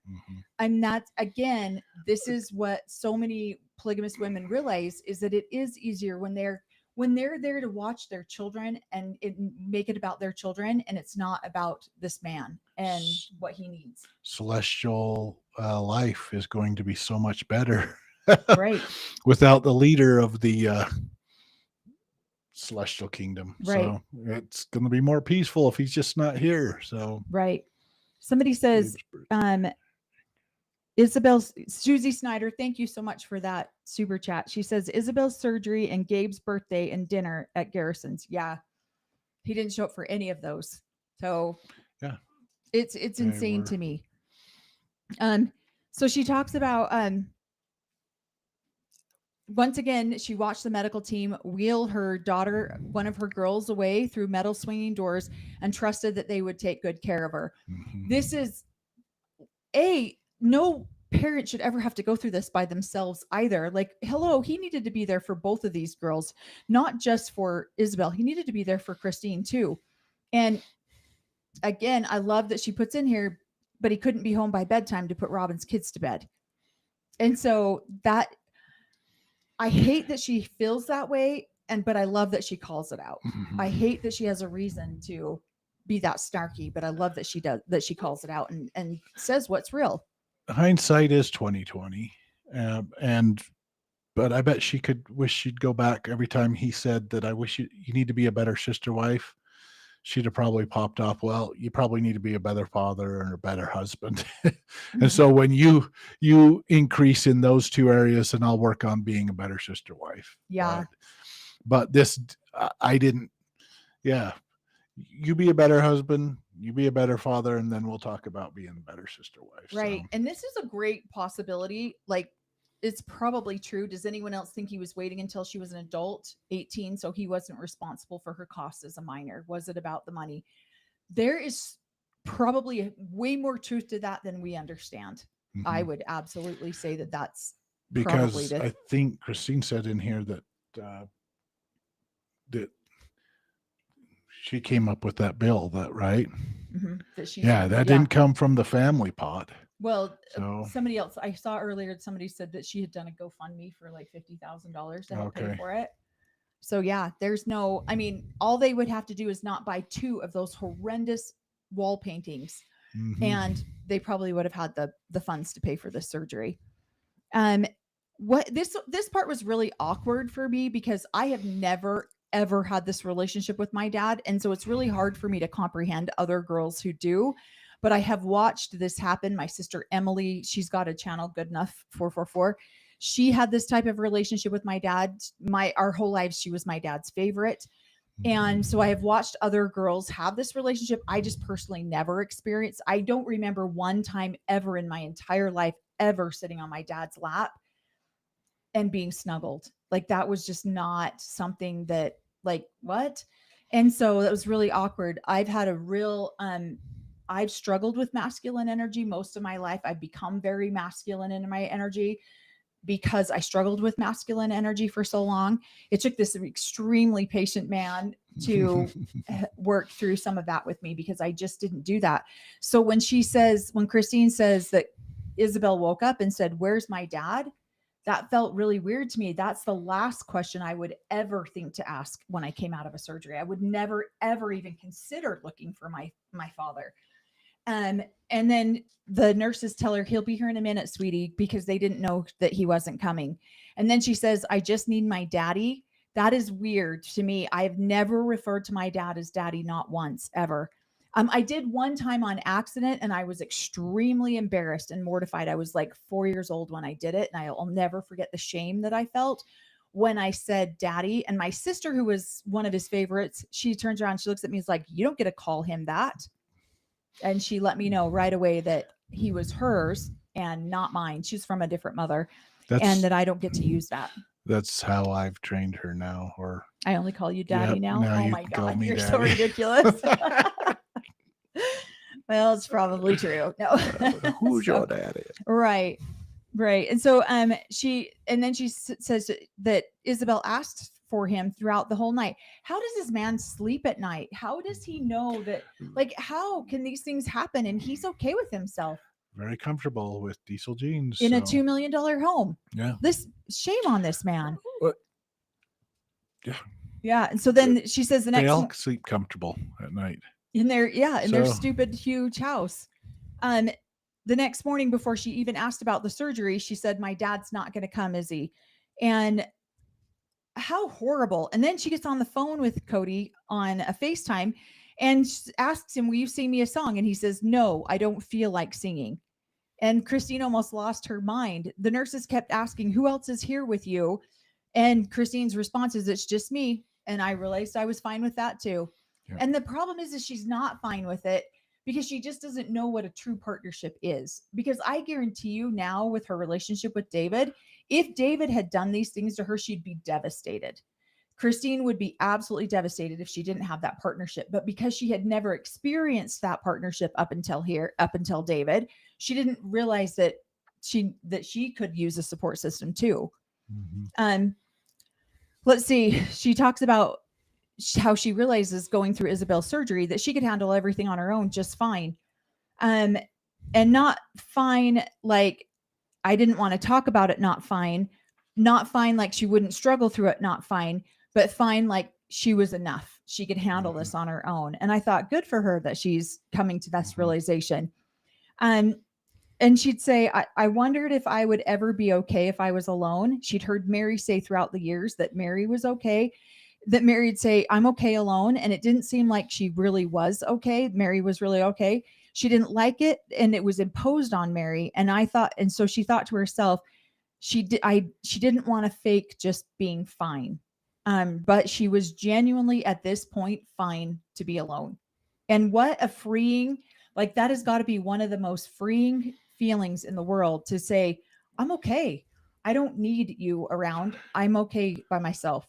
Well, and it was what I kind of was getting out of this chapter too is uh, previously when they're talking about COVID, he had basically told Janelle that it was you either choose me or the kids. He gave her a choice. He kind of wanted her to make a decision between uh, me and the kids, and she said, "I choose the kids and the dogs every time." You know what I mean? Right. And it's going to put him aside. And Christine's not even asking him that, but she's realizing it's the same because she's saying, well, it's our kid. We need to take care of it. And he's like, no, I am choosing Robin and her family over our kids. And that's a huge wake up that he is choosing. That's awesome that Janelle's so, no, well, then I choose to be with the kids and hang out with it. But he is choosing Robin. And so it's kind of a realization of he is also choosing a different family, Mm-hmm. and they're alone, and they're going to do it all alone. And you know what? They've been dealing with this for so long. We're okay with it. Right. So I'm okay that he's choosing Robin, and we're strong enough that we can, I wish he'd shown up in a different way, but he's not, and he's made his choice too. Right. So, well, and she says that Cody hadn't wanted to be away from Robin and the kids for 3.5 weeks. But he could have come for a portion of the surgery. He could have come and been a guest at the hospital afterwards, but he also could have come to her sister's house to see her. And he didn't. He chose no on all of these. This is what I love. And this, again, we've talked about this, how certain siblings, they just have this bond. And this is so true. You've got Aspen, Mitch, and Hunter, who did come out after the surgery to spend time at their sister's house. And Cody didn't know that until he saw the episode, and he thought it made him look bad. And really bad, and really bad. It shouldn't have mattered because Isabel already knew how bad he was. And what I love about that, this is one of the advantages of having so many siblings, is because there are siblings who will always show up for you. And it just, again, depends on like your closeness in your relationship a lot of times. But I have had siblings who I'll drive to Montana. I'll do whatever I need to do to be there for those siblings. And I've had siblings do the same for me. And we try to show up for each other in a way, because we didn't always feel supported by our parents. And so we have tried to be supportive of each other. And I've watched my children do that with each other. I feel like our siblings have done that with each other. Your siblings, I've watched your siblings do it.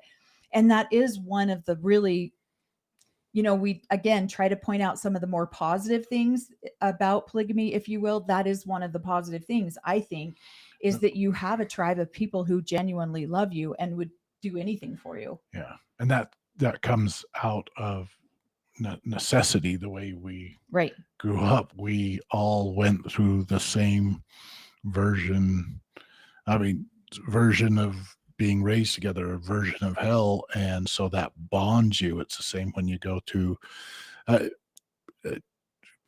character building or team building process. I lived 18 years in a team building process, and those are my buddies, my team. That is a great way to put it, team building process. Because how many people go to, at work, you go through team trainings so you can all learn to work together as a team. And that is exactly how our childhood felt, like a team building process. That's a really, really good analogy. Love. Okay. Let's see. Oh, and then Eileen says her brothers were there for her too when she got home. Yeah. I love that for her. I love that she had, Corey's little sister says siblings is definitely the biggest perk, in my opinion. Yeah. I've got some really good siblings, and we've tried to do stuff to stay close throughout the years. But yeah, you show up as much as you can. Rosa says, children raising children.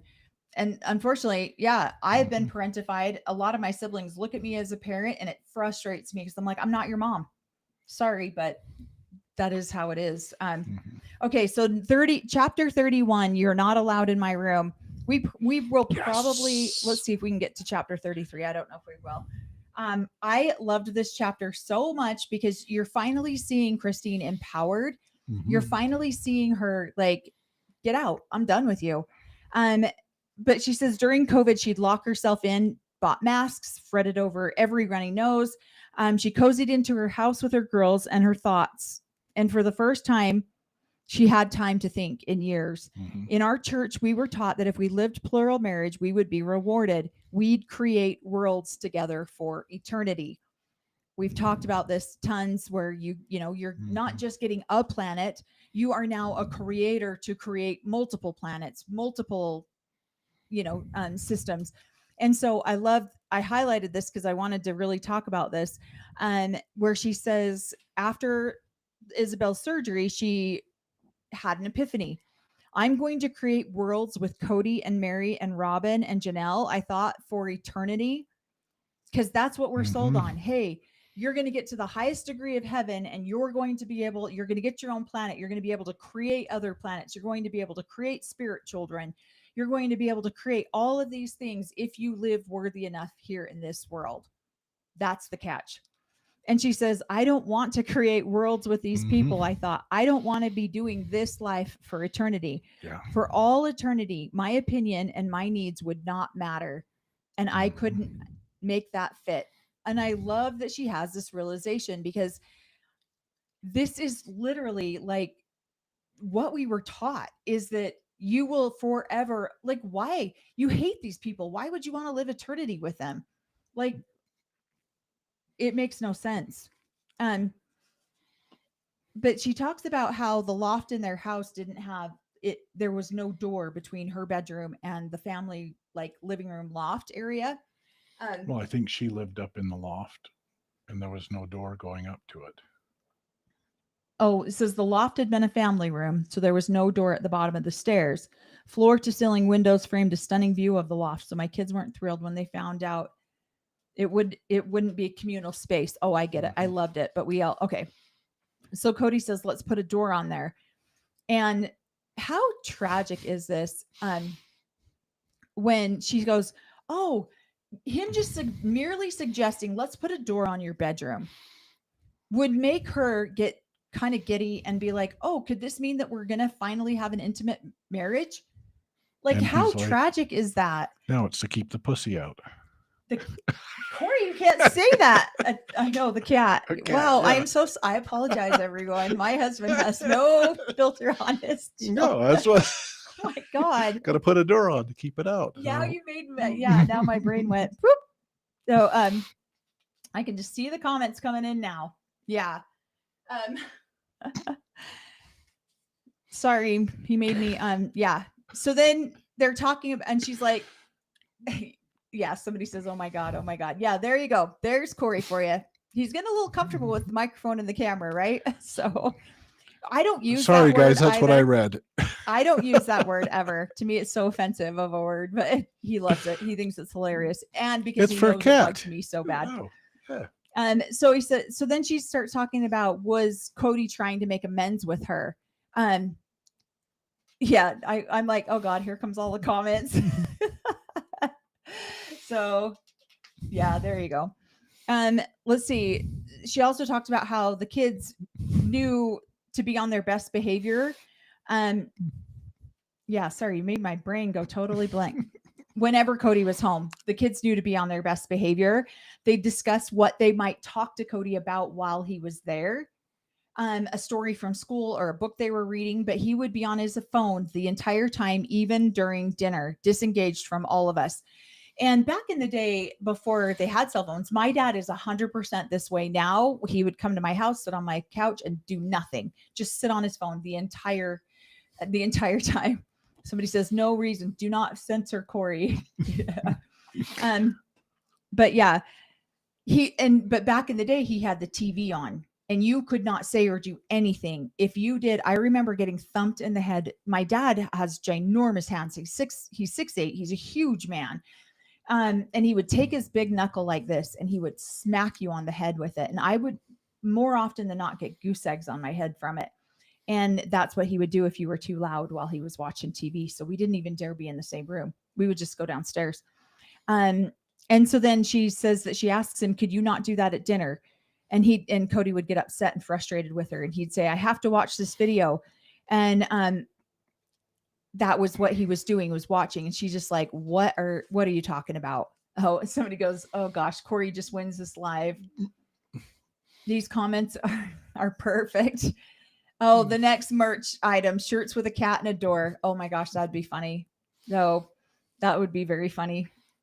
Somebody else says, Melanie, you're doing a great job with the book club. Corey's hilarious. Oh my gosh. This is our first book club ever. And there's days where I'm just like, oh gosh, are we doing this? But everyone loves Corey. So it got hot in here. It did get hot in here real quick, didn't it? But then she'd say on the weekends, he'd still come over at 5 or 6, but never during the weekdays. So she's trying to show a pattern throughout the entirety of her book where she's showing, look, he's still not changing any of this. But then she's still questioning, like, I bet she's dumped so much energy and so much time into this door on her bedroom, where she questioned everything. Does he want to be my husband again? Does he want to have an active relationship with me? It's giving her hope. And it is. So, yeah. And then all of a sudden he just takes that away. It's very mean. And so then he says that the door will keep Zelda the cat out. Zelda. Yeah, that's right. You just forgot the cat's name, right? Yeah. And she suddenly understood that it wasn't about intimacy. It was about her. Mm-hmm. She wanted clarification, maybe a forced decision. Yeah, look at you. You are sweating bullets right now. That is so funny. That's what you get. I don't even feel sorry for you, fool. She goes, just got hot. She goes, I thought we were putting the door on so that we could have an intimate part of our marriage back. And he's like, yeah, I'm not really interested in that with you. If you ever said it to me like that, I would punch you right in the face. This is where my masculine side would be real masculine, real quick. And go ahead. Well, you're not supposed to do that. You're not supposed to get the women's never supposed to hit the men within polygamy and stuff like that. But yeah, there are certain things that I grew up with where you don't behave this way. You will get thumped. Some of my mothers wouldn't be talked to that way. So right. Pretty cool. Right. No, I think it's hilarious. Thank you, Murray, for the $2 for the super chat. Says meow. That's hilarious. And then she says, what? I said, after everything that they'd been through, 25 years together. And he says he's never been physically attracted to her. And this man has the gall, like, he is either severely mentally handicapped and slow, or he just really doesn't remember the shit he says to people. Like, that is so hurtful. Yeah. He's very confident in his priesthood things. He is supposed to be what do they call it? Honest and truthful, and tell her how to change. He is the leader of it. So he's going to say hurtful things if she needs to change, and he's going to say hurtful things like that to let her know that he did her a favor by bringing him her into the family. Right. It's a give and take. So, and to keep her down. So right. It's how he was trained. Well, and then her response to this is she doesn't understand that he's never physically found her attractive, especially after she'd gotten her weight down. And this infuriated me when I read this, because now these men, this couple has had 6 children together. They have gone through all these highs and lows, and she's concerned that he's not attracted to her because of her weight. This is so infuriating because this is the way that we as women in polygamy compared ourselves to each other. We really did. And it was brought up all the time. Your physical appearance was more important than your spiritual level. Yeah. And this is why I think Cody puts Robin on such a pedestal, is because she has the spirituality along with the trimmed body, along with the physical. Maybe Yeah. she wasn't as pretty, or Who? uh, Robin, No. Yeah. but she had the physical. She was slimmer, and she was closer to God than any of the other wives. And in fact, Allegedly. yeah, in fact, I was just telling this to my husband, to Corey, over the weekend when our son got married. This is the first time I've seen my ex-husband in, I don't know, 3 years, Mhm. maybe long. I don't remember the last time I saw him. And the first words out of his mouth to me were, "You're looking good, Mel." I'm like, "You son of a bitch." Like, really? Like, our son just got married, and you can't say he's a nice, like, great job. Thank you for raising the kids when I flaked out and I stepped Well, out we of the have picture. amazing Thank human you for, beings. Yeah. yeah, like acknowledging the fact that our child is getting married and he's a wonderful son or anything like that. The only thing he can say to me is, "Hey, you're looking good, Mel." For eternity. Corey kept referring, "Well, you got eternity here," that my ex-husband, "and then you got time." Refers to my ex-husband as eternity and him as self as time. I'm like, "No, that's not how that works." It But is. so that frustrates me that she kind of reverted back to some of that. Like, that's why he's not attracted to her. And then he says, "No, I don't like how you treat your sister wives." He's never been interested in me because of the way I treat my sister wives. Like, are you kidding? She's the mediator between these two. What the hell? And between Mary and Janelle, and he appreciates the way she comes in, and he goes, "No, I don't like the way you treat Robin." And she goes, "Oh, there it is. That's what it was." And she says, "What in the world did him ever being attracted me have to do? Being attracted to me have to do with getting along with my sister wives?" Again, it's just an excuse that these men do so that they don't have to show up in the lives of the people that they don't want to. Um, let's see. What she's frustrating is she says it has absolutely nothing at all. He'd known from the very beginning that he wasn't attracted to me, and he decided to marry me anyway to take away the possibility of me finding someone who did love me and did find me attractive for eternity, and that was beyond selfish. And I was told that all the time. I was told my ex-husband wanted a blonde and blue, and I was clearly not that. And he wanted a dainty petite blonde and blue. I'm 6'2", brown hair, brown eyes. I'm nothing like that. And I said to him, "Why did you marry me then?" 8 days into 17. It was so no one else could get me. That was his answer, because he knew that I would be swept off the market real fast. So he needed to lock me in as quick as he could. And then he'd go on to find what he really wanted, which wasn't me. But you were royalty. Yeah. Your And father I was. was literally, those were literally Yeah. his words, and he was not shy about it. He was 100%. And so then she says, "Gosh, so Cody could go on to one of his other wives, and but she would be eternally fated in a no sex life." Mhm. And she says to him, "Well, you shouldn't have proposed to me. You shouldn't have told me that you loved me." Until she was, till they made it to the celestial kingdom, and she was ready to have spirit children again. So that's how they justify it here on this earth. Yeah, no longer can you have earthly children, Mhm. so we shouldn't be doing this. We're going to go on to the spiritual kingdom, and when you're ready to go again, you Yeah. were a Oh my trophy. God. So you were a trophy. And he was not shy about that. He'd tell everybody that, "Oh, yeah, she's a trophy. I married her because she was a trophy."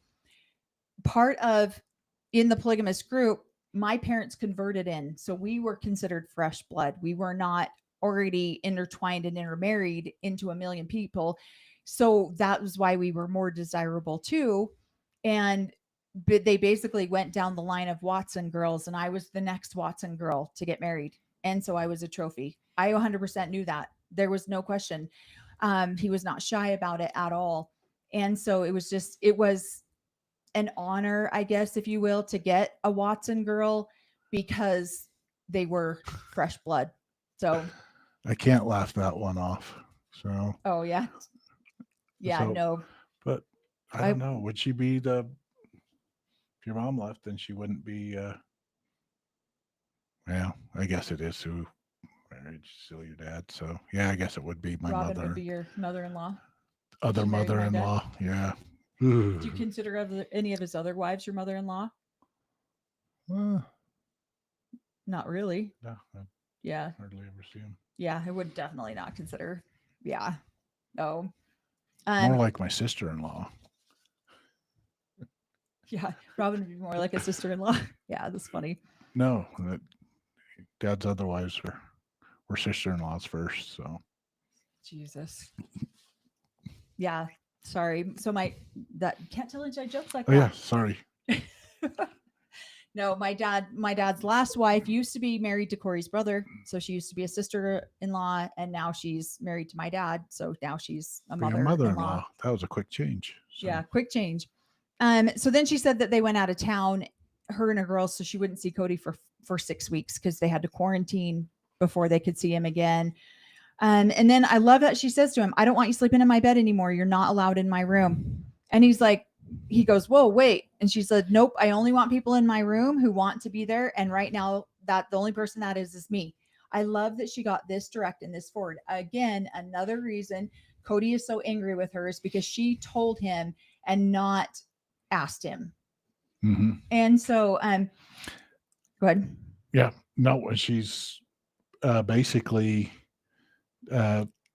he's trying to put her out to pasture, and she's turning around and going, "No, you're out to pasture. You're out to pasture. You don't get. You don't get to come back in here. You don't get to be a part of it. Your stuff's moving out." That just ticks him off. He's wanting her to beg him to come back. So right. I love this comment. A mother-in-law that's younger than you are, only here in polygamy. mm-hmm. And that's so true. That is so true. Let's see. Does your ex speak Spanish? Yes, he's Hispanic. So he does. He doesn't speak it very well, but he does speak Spanish to some degree. Let's see. What's funny is that my oldest 3 children are Hispanic, right?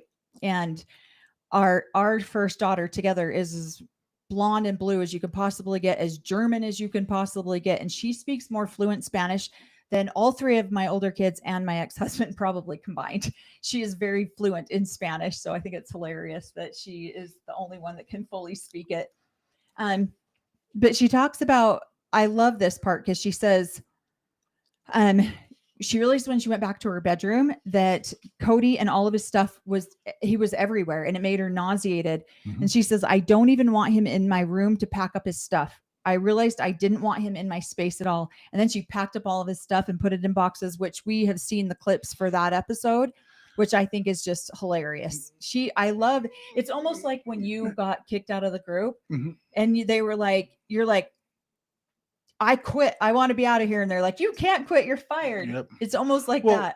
And there's a scripture about, "So it is on earth, so it will be in heaven." So you can just imagine that things are moving from one planet down to the garage of that planet and then to another planet, because they're maneuvering up in heaven trying to get it ready for them. And so Christine's moving all of Cody's precious stuff out of down to the garage. So we got to take it over to the Robin planet. So right. Or moon.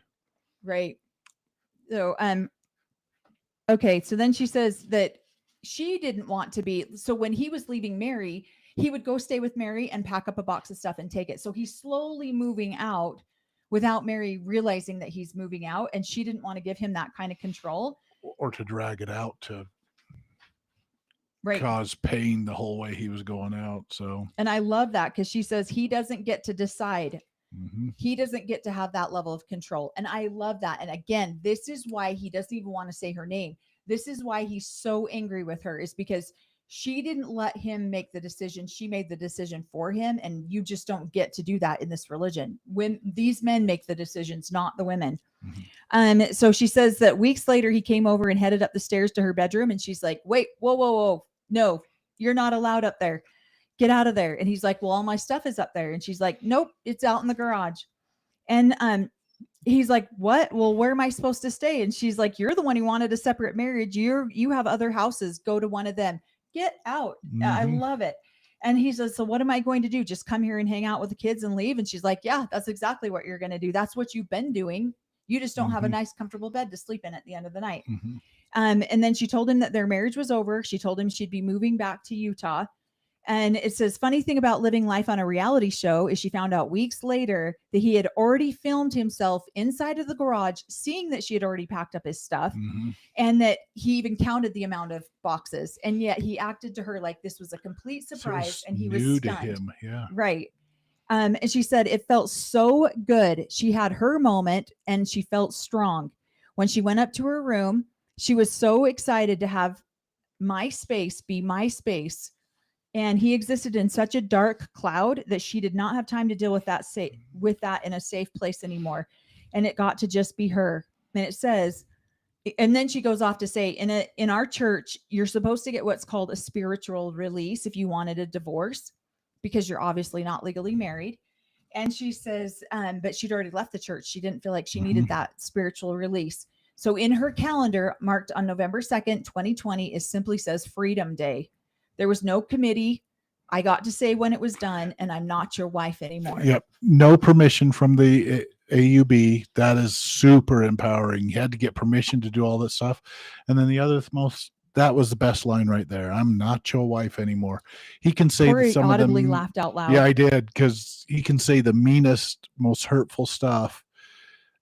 And these three original wives take his words and almost use it as a suit of armor to protect themselves. Yeah, you didn't like me because I was eating. Well, I'm not your wife anymore. I'm like, that was brilliant.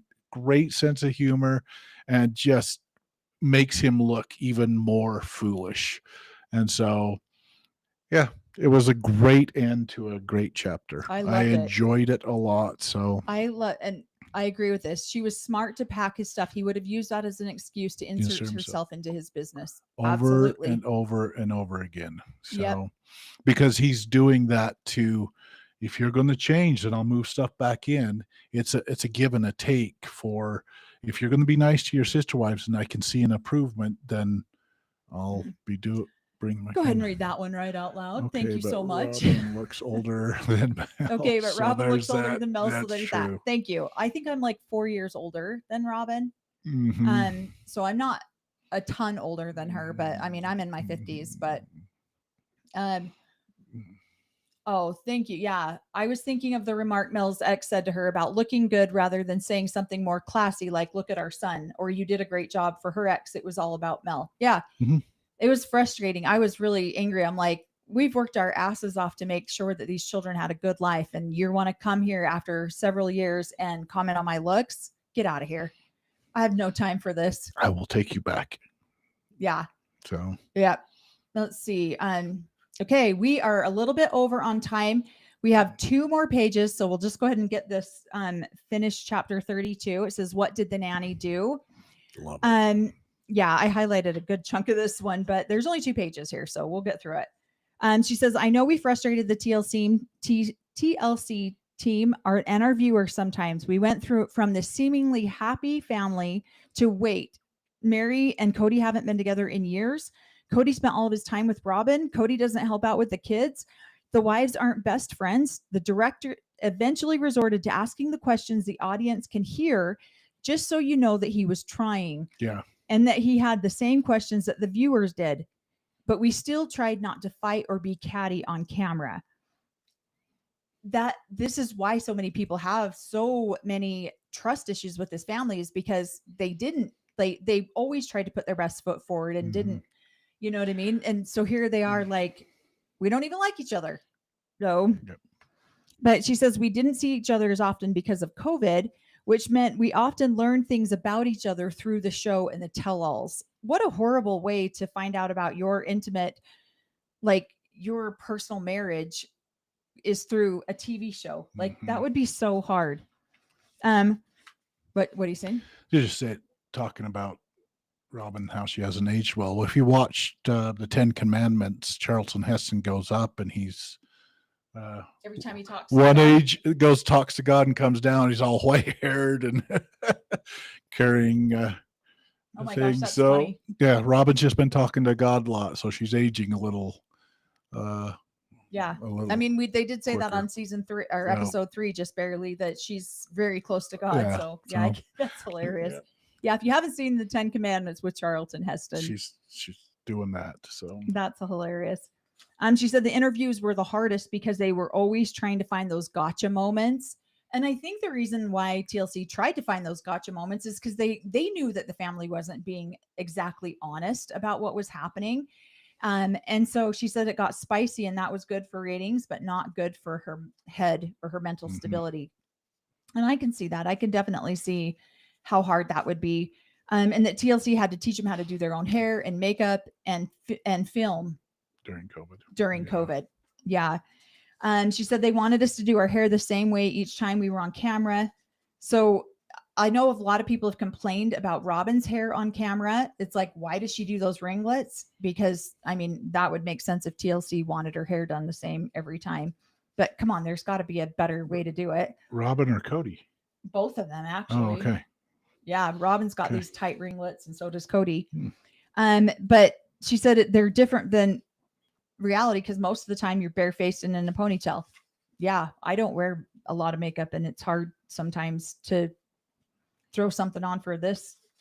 Let's see. She says that they were strange things to think about as she worked on her escape from the family. But by this time, she was pretty used to focusing on appearances only. And that is tragic Mhm. because we're raised in a community that appearances should never be the most important thing, yet they tend to But always they be the always most are. important thing. Then she says, in the meantime, Cody and Robin had a nanny for her kids. This irked her because of the 3 original sister wives had always helped out with the children. Mhm. And now all of a sudden she's got a nanny and they can't see each other because of COVID. And this is where the infamous "what does the nanny do" comment came from, Mhm. which I thought was so hilarious when she said it. I mean, honestly, someone outside of the house was able to come into their house multiple times a week and bring in COVID, eventually brought in COVID to the family. What were you saying?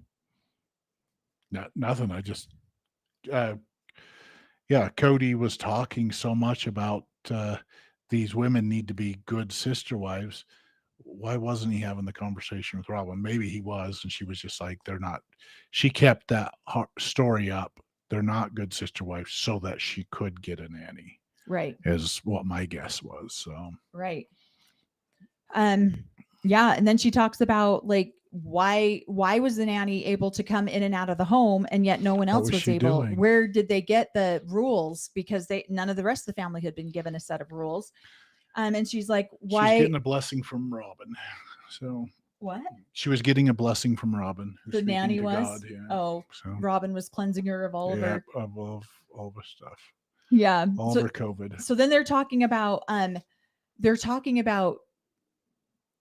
Thanksgiving for 2020, and this is when Cody comes up with his list of rules that they all need to follow. And this is what I find so interesting is then she says her and Janelle both got the COVID shot and Cody didn't.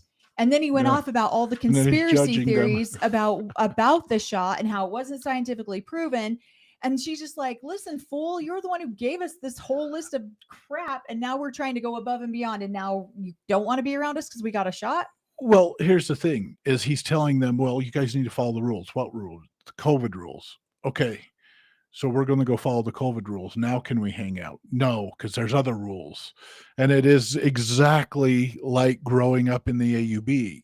There's rules for this group of people and rules for that group, and they change all the time. And you can never know the complete set of rules because then uh, you only get those complete set of rules when you get your calling and election made sure.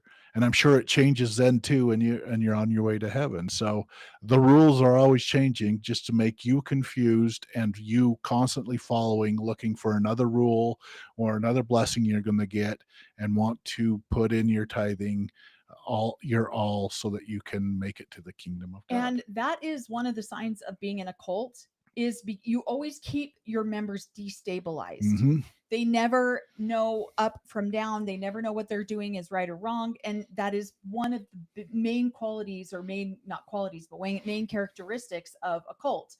Yeah. And that's what these men are used to doing to their families. You constantly keep them where they don't understand what's happening. And then that way they're more easily manipulated. You told me this was the right path. Well, that was last year. Right. It's a new path now. You should have been listening, keeping up on it. Right. So, and we've said that a million times on our channel. The AUB makes up the rules as they go along. They change them all the time. It depends on who you are. These are the rules of God, but God's mouthpiece changed. So he's mixed them up a little bit. And amen to this. God is not the author of confusion, 100%.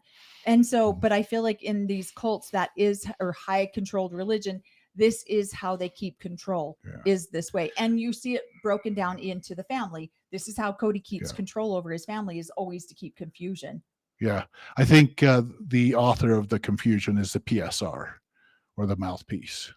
Right. So. It's very true. God doesn't have the confusion, but his mouthpiece are always a little bit confused. Have that confusion. Yeah.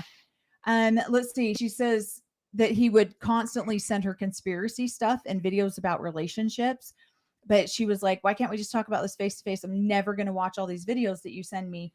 But here's how it could be better. Here's how you could be better. Here's how you could be better. Here's how you can fix yourself. Here's how here's all the stuff you need to know to change yourself and get in my good graces again. Right. And so she wants to know, like, Robin had to play by the rules, but she wanted to know what the rules were. And she says, although she did think that they came up with the rules together, that's how most households do things. They come up jointly and agree with what's happening. But because no one else was a part of that household, they didn't get to help come up with the rules. And Cody and Robin were the only one that knew the rules. And so Cody just said, do whatever you need to for your own household. That's what's disgusting. It's your household too. He gets angry when he comes in and she's like, she just moved my stuff without my permission. And yet you just told her to do what was better for her own household that you weren't a part of. And so the foolish things that this man says are beyond comprehension sometimes. Confusion. Right. And she says, told Cody that they wouldn't be coming to Thanksgiving because she'd be spending it with her kids. And her kids could not follow these ridiculous amount of rules. And that was the first year that she wasn't with everyone for Thanksgiving. I remember when those Thanksgivings started happening and our families weren't together. They were hard. And yet so much happier too. Like, it feels like that like double-edged sword almost. You want to be together, but then when you're not, it feels so much easier too.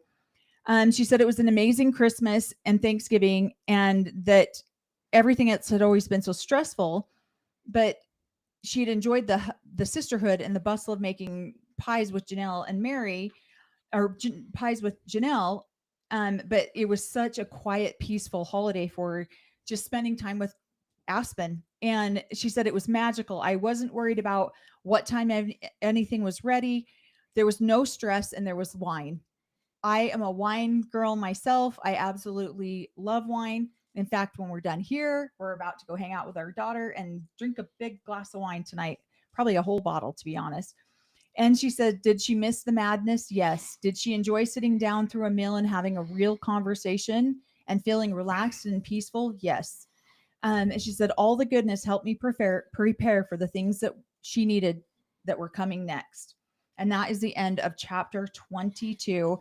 And we will be going into chapter 23 next week. But yeah, this book, I love it because it is bringing up so much for us. Let's see. Let me go through and get a couple questions in here. Yeah, Mel's getting drunk tonight. I might actually. We did a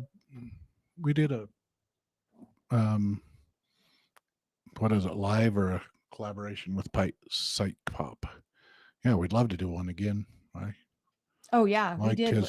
Yeah, we did one with yeah, we're on his thing. He interviewed us. It was kind of cool. Let's see. I was a big fan of his. Okay, she's answering a question. I know she had her friends, but physically she was alone with the exception of a brief time with Leon and Audrey when they showed up. Yeah, I did. My heart did go out for Mary during that. Let's see. Sorry, I'm trying to get to these questions, but ding thing keeps. Let's see. Come on. Mm-hmm. I think the nanny that got him sick was her sister Mindy or her niece Mindy, wasn't it? Was it Mindy and her I have boyfriend? no I don't idea. know for sure. I probably shouldn't say that. Sorry. I don't even have a. Yeah. Yeah, I think it was her nanny's I, husband that got sick and brought it was in. it on one of the shows? Mm-hmm. I Yeah, I think so. haven't I seen can't it, remember. We haven't seen and that I one. don't. Yeah. Yeah. Yeah. Mary, at the very least, And- should have been able to go over. That poor woman was alone. She really was. And she should have. That one hurt my heart to see that because she really should have been more included. And now Robin claims that, her friendship with Mary, well, was the most important. It no. wasn't. So, yeah. Again, Robin says a lot of pretty things, but yeah, her actions are completely different. Mm-hmm. Not safe for the kids or whatever it was, or she'll throw it against Cody that she told Cody that he needed to work things out and it didn't happen. So, Right. Rosa says, I would have left him over just the COVID rules. 100%. Absolutely. The COVID rules were past ridiculous. What were you reading? well, yeah, his COVID rules were everything that he wanted to make up or change depending on how he thought somebody else was handling it Mm-hmm. and who he wanted around. It was just exclusiveness rules. He was excluding kids that he felt wouldn't be or may have had a disagreement with Robin, or this one was a lot of stuff. So he might have been using them more as a punishment, hoping his wives would help enforce them. They weren't. They're still going to hang out with it. He's getting more and more distant, more crazy rules just to punish children. I feel like that might not have been getting along with Robin. And I agree too. And I think there's a lot of even with like his children that have, they prefer the same genders or whatever that's happened. I feel like there's a lot of rules that went around that as a way to exclude themselves from having interactions with those children too. Yep. And so, which breaks my heart for those children that they felt isolated from their father like that. And I don't know if that's the case. I just know how people in this religion act and towards anyone who is, gay, lesbian, anything like that. There is such a judgment about that, and they don't want that around their other children because it could rub off, or the other children could be influenced by this, and so they don't want that. They don't want their children around that, and so I feel like a lot of the COVID rules were a good way to keep the children separated from the bad example that these other children were setting from Robin's children. Well, and any of the boys that had been calling her out for monopolizing the time. Right. And so at this point in time, they're calling their dad out of, hey, you are this, everybody can see that you're abandoning the rest of your family just to be with Robin. And so they are all getting disciplined for talking or criticizing or putting Cody in his place when they don't have that right. So, well, and I love this one. Note the number of times in this book Christine said Robin wasn't comfortable in reference to COVID. Mm-hmm. Exactly. And Robin wasn't comfortable with some of the children's lifestyles, and Robin wasn't comfortable with some of the children's decisions, and so she needed to isolate her children from them. Yeah. Yep. And so, I love this. I started watching your channel when Senior Perspective Jenny recommended your channel. Do you do a live with Jenny? I have actually thought about, I actually try to jump on her lives and read, I try not to I do watch a lot of her lives, but I try not to comment because I don't want to take over her comment section. And then people will be like, oh, Melanie's here or whatever. But so, which is great, but I don't want to sidetrack what she's saying. So I try to just watch from a distance. But I would love to do a live with her. I love her. I love her perspective. I think she's great. I love this. Thank you for joining us. Janet says, great, you two. Love everyone's comments too. My first time catching live. Oh, thank you. We appreciate that. Welcome. Let's see. We are gonna, people are talking about the different drinks. Yeah, my favorite is a Cabernet. I love a Cabernet, and There's so much wine left over from the wedding over the weekend that I think we might go pop a couple bottles open and have a fun night. Our daughter goes back to North Carolina tomorrow night on a red eye, so we just have her for tonight and tomorrow. And we haven't seen her a whole lot since she's been here, because she's just like, she gets here and she's just, there's so many people that want to love on her, so she's just like all over the place, which we love that she's connecting with everyone. And let's see, somebody says Mindy did not move to Flagstaff. The nanny was just someone that they hired. Oh, great. Sweet. Yeah. I didn't know for sure who was her nanny at the time. Let's see. I still don't know why they had a nanny. Yeah, it doesn't seem like anybody knew that. Probably a fifth wife. It's because they needed a fifth wife. Yeah. Is that what you're saying? A better sister wife. They had to hire a good sister wife. Yeah, that's hilarious. Okay, so oh my gosh, somebody says then Mel posts the hilarious drunk Instagram. Yeah, so my daughter and I did get really toasty one night and we laughed our butts off. And this is when filters were very first coming out and they could change your face and everything. And we thought we were so hilarious. And so we're making these videos and she's sitting on my lap in the rocking chair and we're chugging back our wine. And we think we are so funny. And this fool over here is recording a behind the scenes and he actually did post quite a few of them. And yeah, this was, gosh, 10 years ago. And we laughed so hard because we'd never seen filters on our face like this before. And so we were giving each other, what would we call it? Like mother to daughter advice. And she would say something, she'd ask me a question that I'd be like, well, Alicia, blah, blah, blah, blah. And I'd start to tell her, like, give her this drunk mother advice. We knew we were being dumb. We were dying laughing. We thought we were hilarious. So, thanks, guys. Yeah. So let us know what you guys think. We're about 30 minutes over. Sorry, I was trying to keep it to 2 hours, but we will be releasing our other video right after this live. And our episode 3 take. We will release our episode 4, season 20, episode 4 take tomorrow. We just, spending so much time with our children, and this has been just great. It was such a beautiful wedding. And so if you want to see any of that, I'm going to be posting some wedding pictures over there on Instagram. I've just been waiting for them to post what they want out there in the public.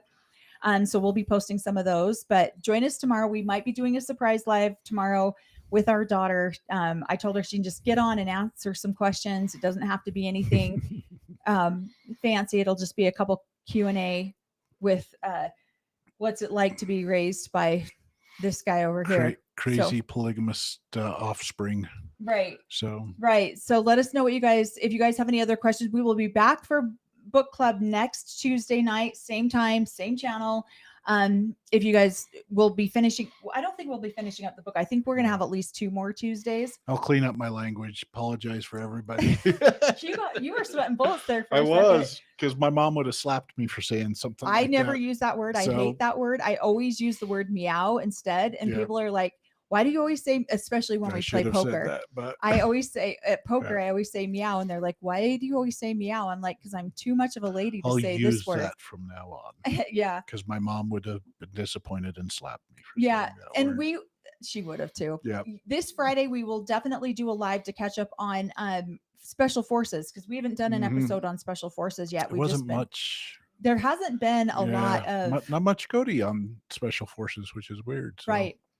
So watch for that if you guys want to come and join us on some of those lives, and we'll bust out these other videos here. We still have season 4, episode 3. I think we're on episode 3. We still have that video to put out. Oh, put out. Yeah. Yeah. So we're a little bit behind. Weddings kind of threw a kink in our schedule, but we will get back there.